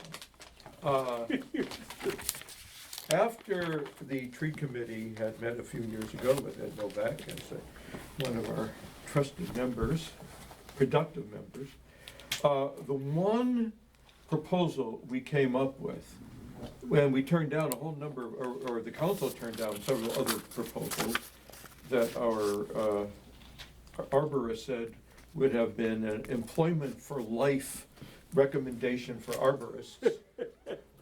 But the one program that we did adopt was to promote residents planting trees on private property with the support of the village, where the village arborist would help them select a tree out of a pre-selected list of canopy trees, help them site an appropriate location on the property, and then the arborist, along with his other tree duties in the village, would then purchase the tree, bring it down and actually plant it, put down a watering bag, water it the first time, and then give the resident the responsibility for continued watering and care. To get some skin in the game, to give the residents some responsibility, we imposed a fee of $100 to do this. They would get everything else, so it's a deal of about $500 to buy the tree, to install it, to have the arborist's recommendations. We got, over the last 2.5 years this has been in effect, we have gotten 1 request for a tree. One of the things that stimulated us in doing this was Section 5, where the first year they had a virtually identical program. They had 100 requests the first year, and for years after that, 10 to 12 requests every year. The one difference is that they do not require a fee from the residents. And I just checked with Ashley, what's her name? Ashley? Kavanaugh. About how well that's going. Maybe it's all petered out and everyone's planted a tree who wants to plant a tree. So I talked to her today. Last year, guess how many trees they planted? Any guesses? They have been doing 10 to 12. I'll tell you, 27. And the year before, 2016, they planted 20. Now, they did make one change to the program. They allowed residents, in addition to big canopy trees, to put in smaller ornamentals. And so, out of the 27, 20 were the ornamental, 7 were the big the oaks, the maples, and so on. But it's still 27 trees to 1.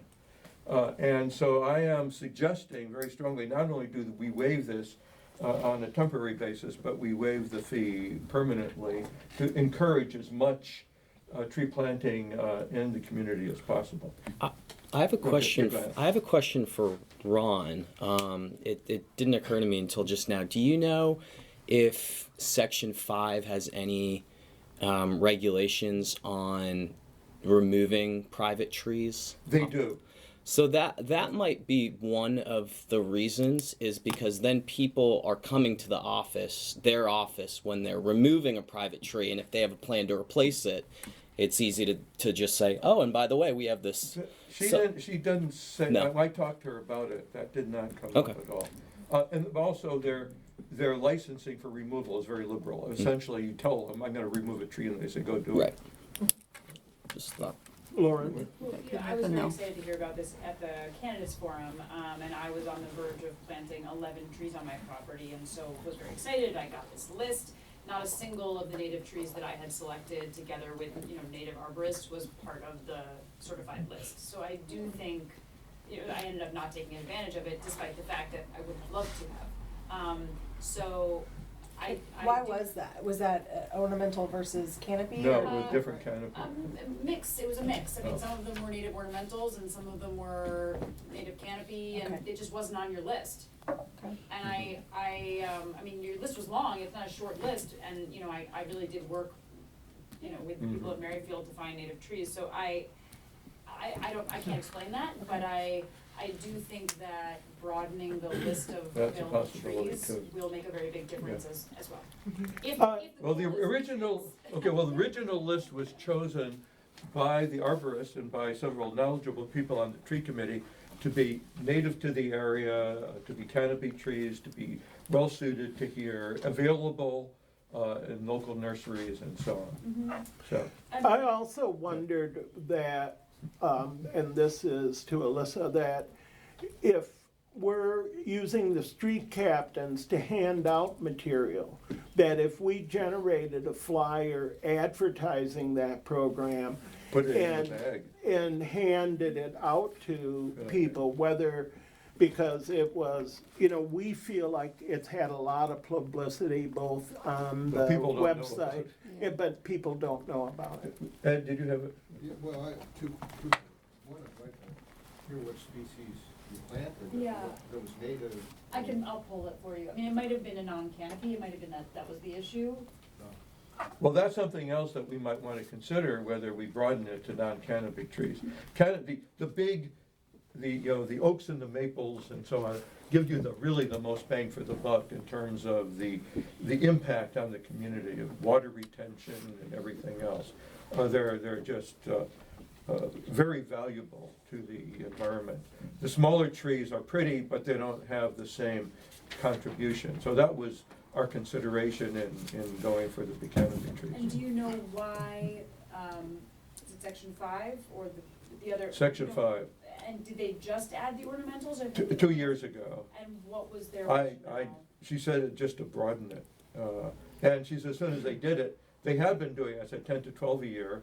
They went up to 27 and people said, oh, if I don't have, like, if I put in a dogwood, I'll put in a dogwood instead of a maple. So, I support keeping the fee, because I'm concerned, without some skin in the game, that we'll spend $500 of Yeah. village money. And part of that comes from when we've planted trees on the right-of-way, and we've asked people, the gator bag is on them to fill it once a week, and nobody will do it. And so we now pay Paul to go around and water all of the trees that we Well, plant on the village right in the away. last 2 years, in section 5, they've had a loss, dying off, of under 10%. I'm not sure if that included the village, no, just the private trees. So, and the nursery will replace one if it dies off. So they've only had a loss of If they 3 don't out of water it. or for whatever reason. There could be a bad specimen, attacked by bugs or something else. Was there a second part, Ed, to your? Yeah. Oh, I'm You sorry. know, I know we think we've publicized this a lot, but I can tell you anecdotally, I've talked to half a dozen neighbors. Nobody knows about it. Yeah. Yeah. And you know, I think, you know, during the summer and all that, I think probably the best time to plant is in the fall. Yeah, it is. In fact, yeah, we should be advertising right now. So, you know, just thinking, you know, I mean, I wouldn't mind knocking on a few doors on Chestnut Street and all that, because I know, I mean, even some of the new houses that were built, that the builder didn't put anything in, you know, I'm sure that we could talk some people into some taking advantage of the program. And I kind of agree with Richard that, you know, if then the $100 becomes a more apparent issue after people actually, oh, well, I don't want to do $100. I mean, I can't imagine somebody getting a $500 tree for $100 and saying that isn't a great deal. Yeah. Yeah. But I'd like to get rid of it for a year to see if it makes a difference. Well, Is I that think- the difference between us and them? Yeah. Is there a limit? Yeah. Well, I like to publicize it better and then see. And- Well, I want to make a move right now to eliminate it in favor of our Arbor Day commitments, or what is it called, the Arbor Day Foundation. We're going to become the Tree City. Tree City, as part of that, to waive it for a year. In fact, I will move this very moment. A limited time special. What's that? Advertise it at the Fourth of July. We have flyers that we hand out at Fourth of July. Limited time only. Get your free tree before. Gotta do it now for the year before time runs out. Get in your fall order now. Yeah. Well, and could put a cap also, on by the the way, I first come, think it first would serve. also be, First come, first serve. you know, it might also be important to find one place to, you know, and we just had the, you know, shoot, you want to plant in the fall. But Right. I also had somebody say that this Arbor Day or whatever, Mm-hmm. they sent in a, you know, on the web or whatever, they said, oh yeah, you get 3 trees in the mail. Yeah, that's right, they're this big. And I'm They wondering come in a if coffee maybe, can. you know, we need to show them that we're talking about 2.5-inch calibers. Yeah. Right. Yeah. We're talking about Well, significant trees. Right. and that may be the publicity that's not happening, is, I think we need to publicize the program more before After we give up. reduce, after we remove the fee. Okay. I will move, Chicken, I move to remove the fee, waive the fee for a year. Okay, is there a second? I actually, if I could just, Yes. I actually support having a minimal contribution. Well, that's what we did to And- begin with. But I Yeah. think that there hasn't been enough publicity, and I also agree that there might need to be a little more consideration of the breadth of offerings. At Increase. some point, if we don't, we could have, give a really good burst of publicity, see how it goes. Well, that's and when then we first evaluate. thought of this, we had exactly this Yeah. idea, that people pay up something. But since we haven't got any takers, I will hand out flyers. I will be at the Fourth of July thing. I will talk to every single person who comes about this incredible thing that the village is doing. I mean, I would be happy to be like the party starter for the tree. the thing, Okay. well, the thing to, Right. Yeah. what you can talk about is that you will have an expert to advise you, to buy the tree, to install it. You don't have to know nurseries, or you don't have to go out there with your own shovel. It'll be done for you. It overcomes a lot of hurdles. So Okay, you're saying- there's a motion on the floor, Okay. and there is not a Is second. it- Well, wait. Right. Procedurally, we're gonna fail even if I second it, because it's 2-2. Well, we Okay, haven't voted yet. Arthur, it's 2-2. It's 2-2. So, Okay. my request is this. I think we need to talk about broadening the list, and I think we do need to publicize. And if we do that right, with the help of street captains and others, and we get no takers for this fall's planting season, would there be support from the broader council to get rid of the $100 fee potentially for spring planting season? Well, I don't, they typically plant October, November. Paul planted some, did he put some out this spring? He put 'em Maybe out it was because it was a this weird year, but. Okay, I'm so good can with we- that. You want to make, well, There's no need for, Okay, Didn't he- she does, all he, she I'm doesn't, splitting the baby. she doesn't have to, right. so are you going to? She's not going to second. Okay, then do you want to make your own motion? No, No, it just it's gonna died. fail. It just died. Yeah. Okay, and we're But not. I got a commitment from the two of you, Right, that if we do Yeah. a blitz and it Right. doesn't work, yes. that we will try something else. I'm very Right. happy to do that. Right now. Okay, and we need Update somebody Betsy, to no, design a Jackson. flyer that outlines the program's benefits, you know. Yeah, Beth had put something together earlier for online use. but Yeah, we I can, think we need can to update design. this and, you know, do a new one. Make Yeah. it more exciting, yeah, Yeah. we need something. Information on the flyer. One thing that I would also say, if possible, if it doesn't delay too much getting the information out, find out what the trees Lauren just had on her list, and if there were canopy trees, I think we could try and stick to that for now. I will That look. aren't on this, They then, probably weren't, I mean, that has to be it, because I mean, there's no way that, they're not, you guys covered natives. it's not worth more time right now, but I think it's. And all the hardwoods. And Yeah. maybe looking at section Five's list Yeah, look and at section seeing. 5's list and see what they've Right. got. Yeah, So I that- have their old. And consult, please, with Paul and Paula, Right, of course.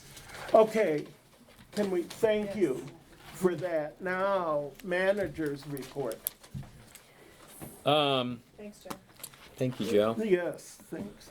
All right, so just running down my list. Both Tiffany and I attended the Maryland Municipal League Summer Conference from last Sunday through Wednesday. It was rainy weather, unfortunately, but I thought the conference itself was useful. There were some really good classes. We both went to a risk management course in particular that I found very useful. Some good ideas that we can work into some contracts moving forward, and some things to think about in terms of contingencies if the snowplow broke down and we had a snowstorm. Well, what would we do then? So maybe work with the other communities around here to work in some contingencies into contracts. I know Tiffany attended what's going on in the legal world that's new course. I took a class about engaging volunteers, which I think will be useful as we continue to work with the community engagement committee and try to keep it moving upwards and avoid plateauing and keep coming up with new ideas, get new people involved. So just overall, I did find it useful. I thought it was a good event. So this was my second time going in the 3 years I've been here, and I also think that generally there's an open vendor section of it, which is always probably the most useful part of it at all. Is, I mean, they have everything from trash people to composting to services, accounting services you've never even heard of. a lot that aren't necessarily relevant to us as well. Getting nice new dump trucks and everything. But it is good. We had a list that we put together, and we visited a lot of them, and I think it was useful.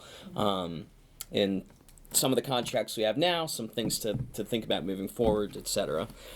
Another thing, Matt had FaceTime with state officials, so the governor sent highway, traffic control, education, Yeah, etc. And thank- so we actually got to sit down and talk with folks about Brookville Road Yes. and Taylor. Yes. And Brookville Road and Quincy. So I don't know if you've heard anything on that yet, but that's. I have, yes. Oh. That's Yeah, a surprise. actually, just today I heard that they went back and they found a contractor. So they hope to start the work. They said hopefully by end of July, if not August, that they will start. And we're working with them. Well, mostly Andy is working with them in regards to exactly what they're going to do. She wants them to do one lane at a time so that they don't have to close down Brookville Road. That might make sense for us as well. Right. This is the crossing. Exactly, the Taylor Brookville intersection here. So they're redesigning the sidewalk and crosswalks there to make them safer, and that's been in the pipeline for a while now. So hopefully we actually are making real progress on that and should see some movement in the next month or so. And if not, Matt actually has like the cabinet level folks that he can reach out to now instead of regional, which I think was a Yeah, we can reach back out to them, and if we get any delays, trying to figure out and go up another level and see what's going on. In terms of archiving, we submitted some forms this week to the state archives, so they'll submit a pickup date for us. Got maybe seven or eight boxes, something like that.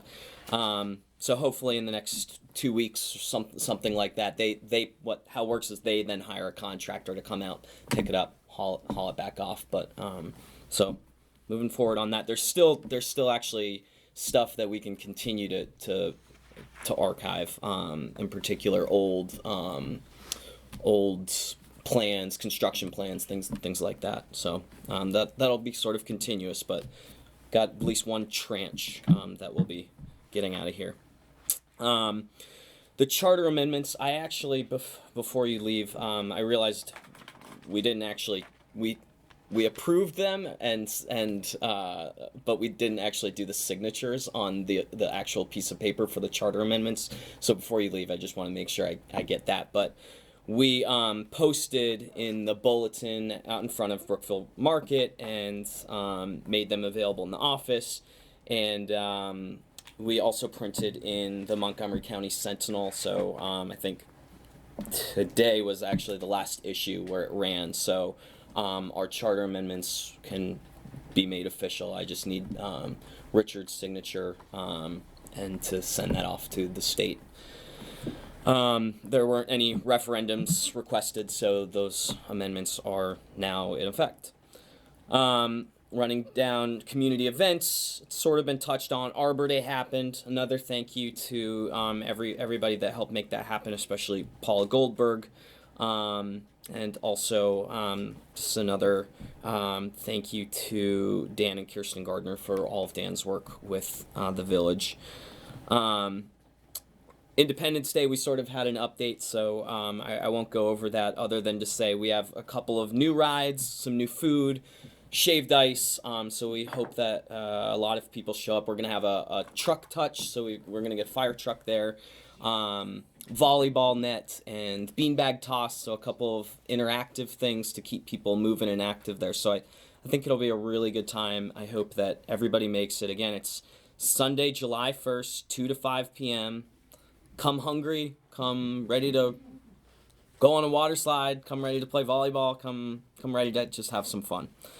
And Matt, just to add to that, Christy Tampio is appealing to the neighborhood for just a few volunteers, only to stand by the two water slides along with there'll be employees of the vendor, but an additional person to keep an extra set of eyes. So she's trying to organize shifts of like an hour, hoping that people will sign on. It should be pretty.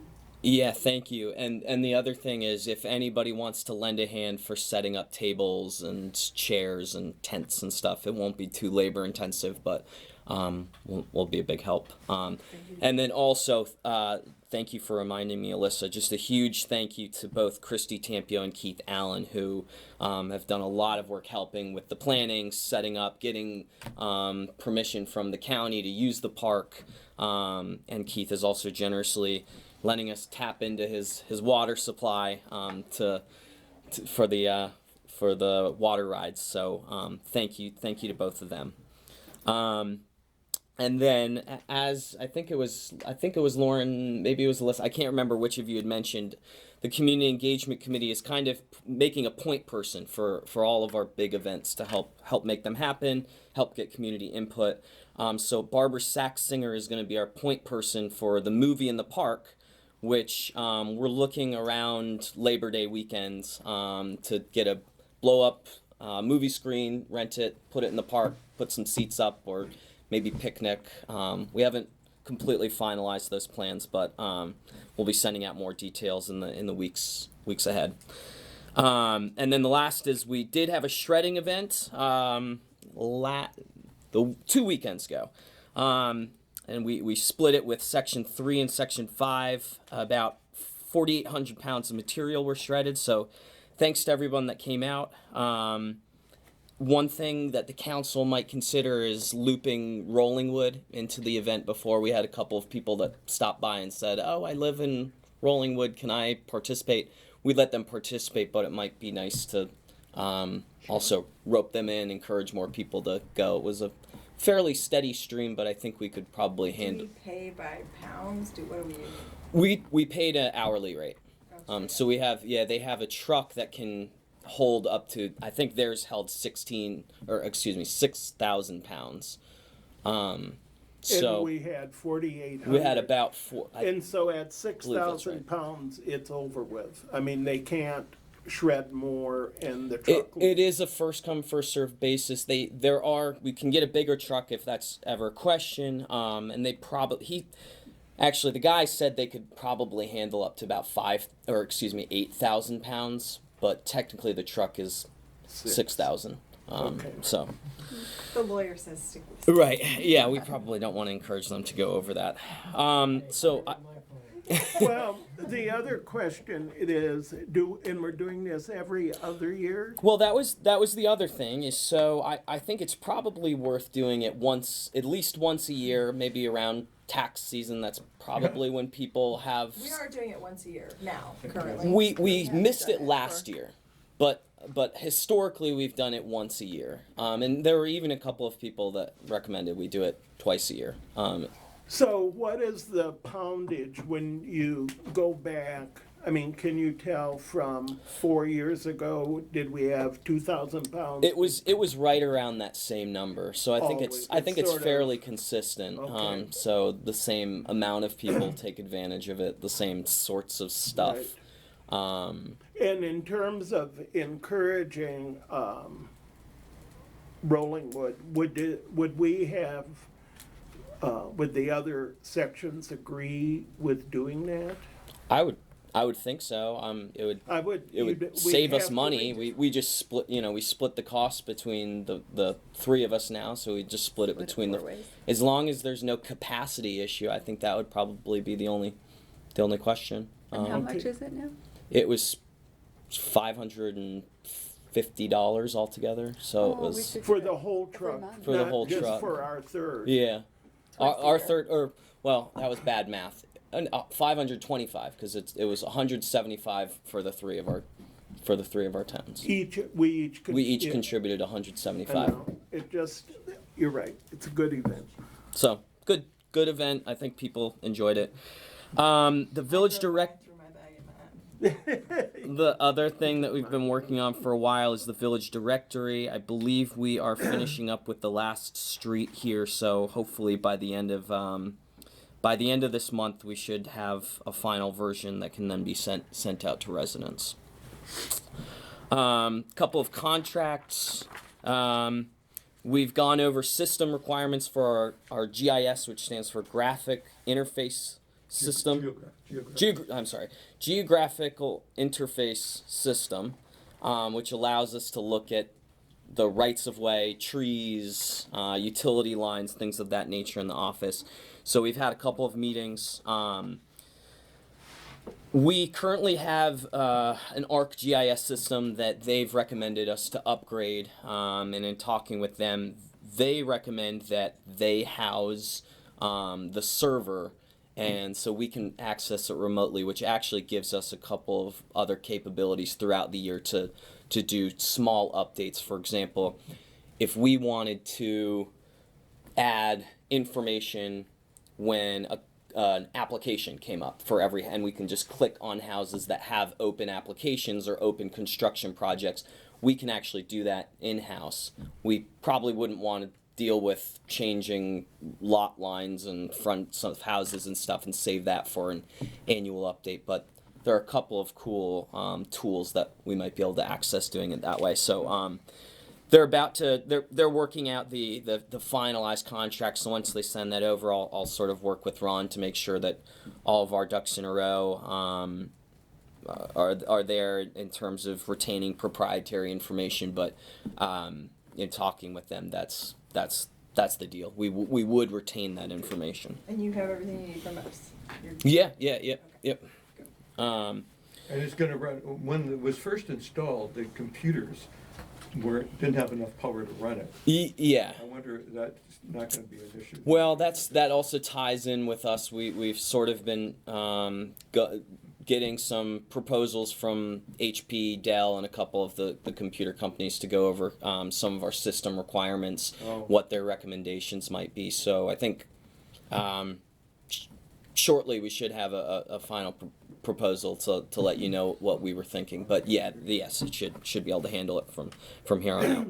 And there's money this year. If you purchase them this year, we might have to transfer money. Yeah, that's right. So did you talk to Dan today? I was not able to get in touch with him. That's fine. But yeah, there might be some questions in terms of what line item it would go for, so we might have to move money that's allocated for one thing into the other. But money yeah, in total. We have that to. right now. Pardon? If he's going to spend this money within the next week. So that was one question I had for you, Ron. We can retroactively fix things in the budget in July, for example, because we don't necessarily know right now what the total numbers will But be. we've approved already. We've given the responsibility to Matt and to purchase what they need for new computers.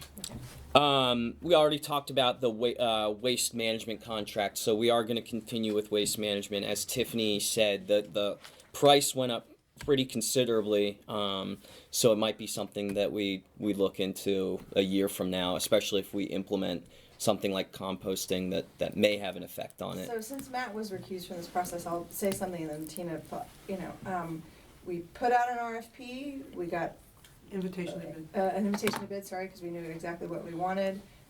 We got responses to it. I will, again, just for the record, say the picking up from side or rear was one of the biggest, it was the cost driver. And we asked, actually, or I asked at MML, when the contract process was done basically here, the companies who were there, I said, do you guys do this? And they said yes, but it costs about 30 to 40% more. So I think while I almost choked at the increase this year, it was consistent across the board with what we heard, not only from the other respondents, but as well as what we heard from the vendors at MML as to why that cost was. And the other thing is that people might have noticed that there's a second person on the recycling trucks now too. So it's that's also an added cost that was not baked into the cost 5 years ago. But Tina, But I have to say that's made a difference with being stuck behind the garbage truck because they do move faster. Agreed. I can't remember the last time I've been stuck. Yeah. Tina, Good. sorry, did I miss anything? Bulk trash was also not an issue, but for the folks that were bidding, who weren't familiar with it, oh, gee whiz, I don't want to do that, there's extra liability, or we want to charge you per weight. So of the bids that we got, the waste management bid was basically 45% higher than it had been. However, the other bid that we got that was comparable in terms of doing the specs the way we wanted it to there was a minimal difference, and they were actually a tad higher than Waste Management. So they were very, very close in terms of the apples to apples, oranges to oranges.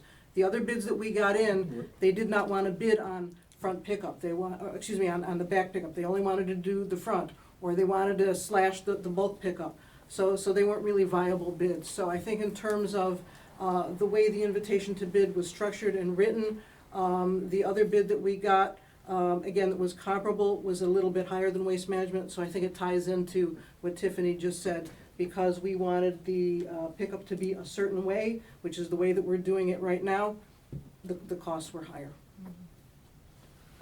Thank you. Which means we've had a bargain in the past. Well, according to them, they said they were actually, I don't wanna say losing money, but they were not making money on the contract. They were basically, over the course of the contract, meeting the contract, but they weren't, making their portion. And again, having this extra person on also obviously dug into their profit margin. But we really appreciate that for the very thing that Alyssa has said, that this blocking the street where there was just the driver was really a problem on our narrow streets. Well, yeah, it was on, anytime that there's parked cars on all of these streets because they're so narrow, there'd be people honking. Anyway, let's go on. And just for the record, I, as Tiffany alluded to, I did recuse myself from that. My dad works for a national waste and recycling pickup company, so I told the ethics committee about that, and they recommended that just out of for optics' sake and just to avoid any appearance of impropriety, that I recuse myself. So just for the record, just wanted to put that out there. WSSC is starting next week. So starting Monday, they will begin work on Raymond Street. They are unfortunately going to do the trenching as opposed to pipe bursting on Raymond. So the reason for that, we had talked about pipe bursting, especially on Quincy, that it would speed up the process, be a little less messy. Basically, they determined that the main reason they were going to do trenching is that the curbs were in such terrible shape that if they were to do the pipe bursting, it would ruin basically all the curbs there. So they have to do the trenching pretty much. So they're gonna go straight down the street and just, nice. Yeah. So they sent us a list of trees. Paul Wolf met with them. Fortunately, I don't think any trees are going to have to be taken out.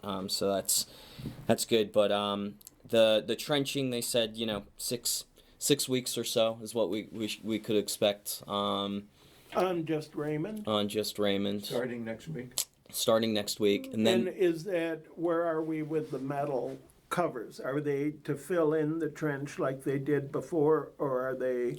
They will be trenching as they go along. They are going to do metal grates. They said that it would significantly speed up the process, because if they have to go in and fill it up, the way they described it is they'll dig it out, and then by the time it's noon that day, they'll have to start filling it up, because we already shortened their hours to avoid rush hour, and to let people get in and out of the village during rush hour times. So what are their times? 8 to 4. Okay. So yeah, it'll be about 6 hours on Raymond Street. Then they'll hop over to Quincy. They'll be able to do the pipe bursting on Quincy. So hopefully that'll be done in 2 to 3 weeks, and then they can go up to Chestnut and Thornapple.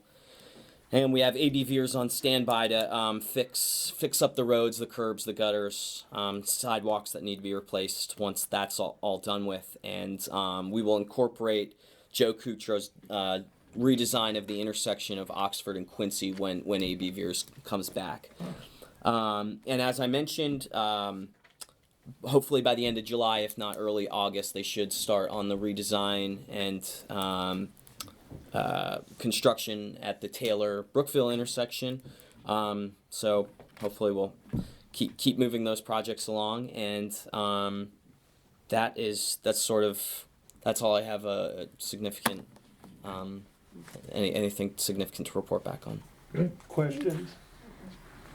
Any questions, comments from there? Go to it, Bernice. No, Bernice Duval, Taylor Street. It's actually with respect to Doug Lohmeyer's report on the, building of the proposed new house on 3412 Taylor. I don't know, I know that they have county permits to go ahead. I don't know where it sits with Martin's Additions, if they have the go-ahead yet. No, they haven't submitted all of the required documentation. So To us or to the county? from the county to us. So I think they're still going through the final, getting. I also, I came Tuesday when the builders and the engineer were here, and I did submit to, I don't know if Alex or Arthur. Yeah, he has it. I give it to him. Yeah, I wanted to share the letter with the, my cover letter, and the water, the flooding photography of the lot, just to have it on record. And I also gave a copy of the same to the builder and the engineer, so whatever they do to review it. At that meeting, they said tentatively they plan to start cutting trees down in 3 weeks. So I don't know where that stands. Secondary to that, I've actually asked the builder, I'm gonna try to meet with him at my house just to, I'm hoping for some consideration on my side of the fence, so to speak, and if in fact that he will grant some of that. I'm still not clear on the elevation, in terms of where the soil will meet the house, and I don't know how far, and is he in fact, I mean, you don't have to answer this, these are just my questions. It sounded from their discussion that perhaps the house was not quite as tall as initially.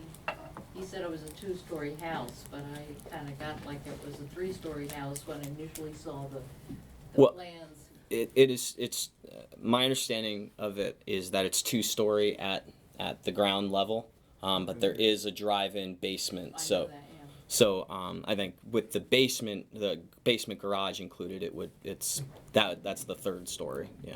Okay, over and above and beyond that, something I have actually brought up to the council, because I've lived here forever, and I think it probably falls on WSSC.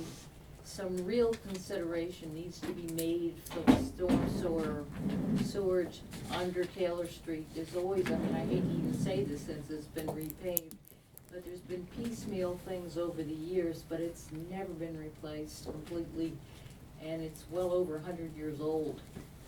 It's a cement pipe, roots periodically grow across, and I mean, I can go into gross detail of things that have happened because it's not been maintained, which again, I think it falls on WSSC. Are you talking I don't about know the if it storm sewer? is it The the storm yeah. or the I've even sanitary had sewer? sewage back up into my house, and one. So it's not the storm sewer, it's the Well, waste? Whatever it is, it's very old and it's never been, properly maintained is all I can say. I mean, it's been several years ago, but one time the pressure was so bad that it blew the, what is it called, sewer lid off. Sewage flew up into the air, went all the way down the street. We had to go after, I mean, neighbors, there's several of us, I think there's only a couple of us left, everybody else has moved on. But we had to have, WSSC was in charge of it, but they had to come disinfect and, I mean, it was like slum streets, it was gross. Now, granted, it doesn't happen very often, but I know where the Dunfords live now, over the years with B. Jeannie's used to be there, they had this kind of stuff back up into their place, and Yeah, they're I'm wondering lower if level. sometimes a storm sewer will flow into the sanitary sewer if Well, there's an something- overload. I'll put it this way, I'm not an expert. Yeah, There's something not right. Yeah. And what this is going to is when you're building another house and there's more water that's gonna And come adding to out. it. I mean, there's 2 houses across the street, the Spinners house and now the Dunford's house. They were started 89, 90. They were actually forced to be reduced in size because of the water absorption issue and the street. So I mean, it's just something on behalf of me and my neighbors, I would hope would be Yeah, considered. that's something to deal with the sewer. WSSC, So in my conversations with WSSC, if it's related to the sewer, they are working on Chestnut Street, and it goes down to the intersection with Taylor. So there is a little Yeah. section of Taylor near that intersection that will actually be replaced as well. So I don't know if maybe that's where there's a holdup. It could be. Right. But my understanding. Something has to be below me towards Summit, because I think it just backed up Right. coming up. I mean, one time we had Roto-Rooter come in, and, because we called WSSC, I mean, we tried to do things on our own, and they said, oh, it's your problem, and we had a guy come in, I was a Roto-Rooter, he was there from 9 in the morning to 11 at night, and he took our toilet, the whole 9 yards, anyway, he took care of everything, he said the problem is in the street, and WSSC would not own up to it. Okay. because usually, I mean, we had that issue ourselves, and the Roto-Rooter people said we're at the street and the problem still is there. And WSFC was out the next day. I mean, they actually paid for the damage to our No, we never got basement. reimbursed, I mean, I mean, it's been some years, potentially they may be more, user-friendly as. Right. Well, Okay, You but might, that's mainly Matt, it, so you know, with the new house going in there, there's gonna be new loads on the sanitary sewer. Mm-hmm. It may be useful to check with them. Yeah. Well, and if they're already out doing Chestnut, we're gonna Yeah. ask them to look at it. I mean, even the workers I've talked to, they just said we can only tow what we're told. right. Right, oh, yeah. And they will sort of allude to, yes, there is a problem, but we can't do anymore. So, Well, I think if you talk to them about that, and, okay, thank you. thank you. Anything else? Motion to adjourn, Yo. all in favor? Done. Second, I second. Second, We'll vote in all in favor. favor? Aye. It's Matt turns done. off the recorder. Be a genie still there.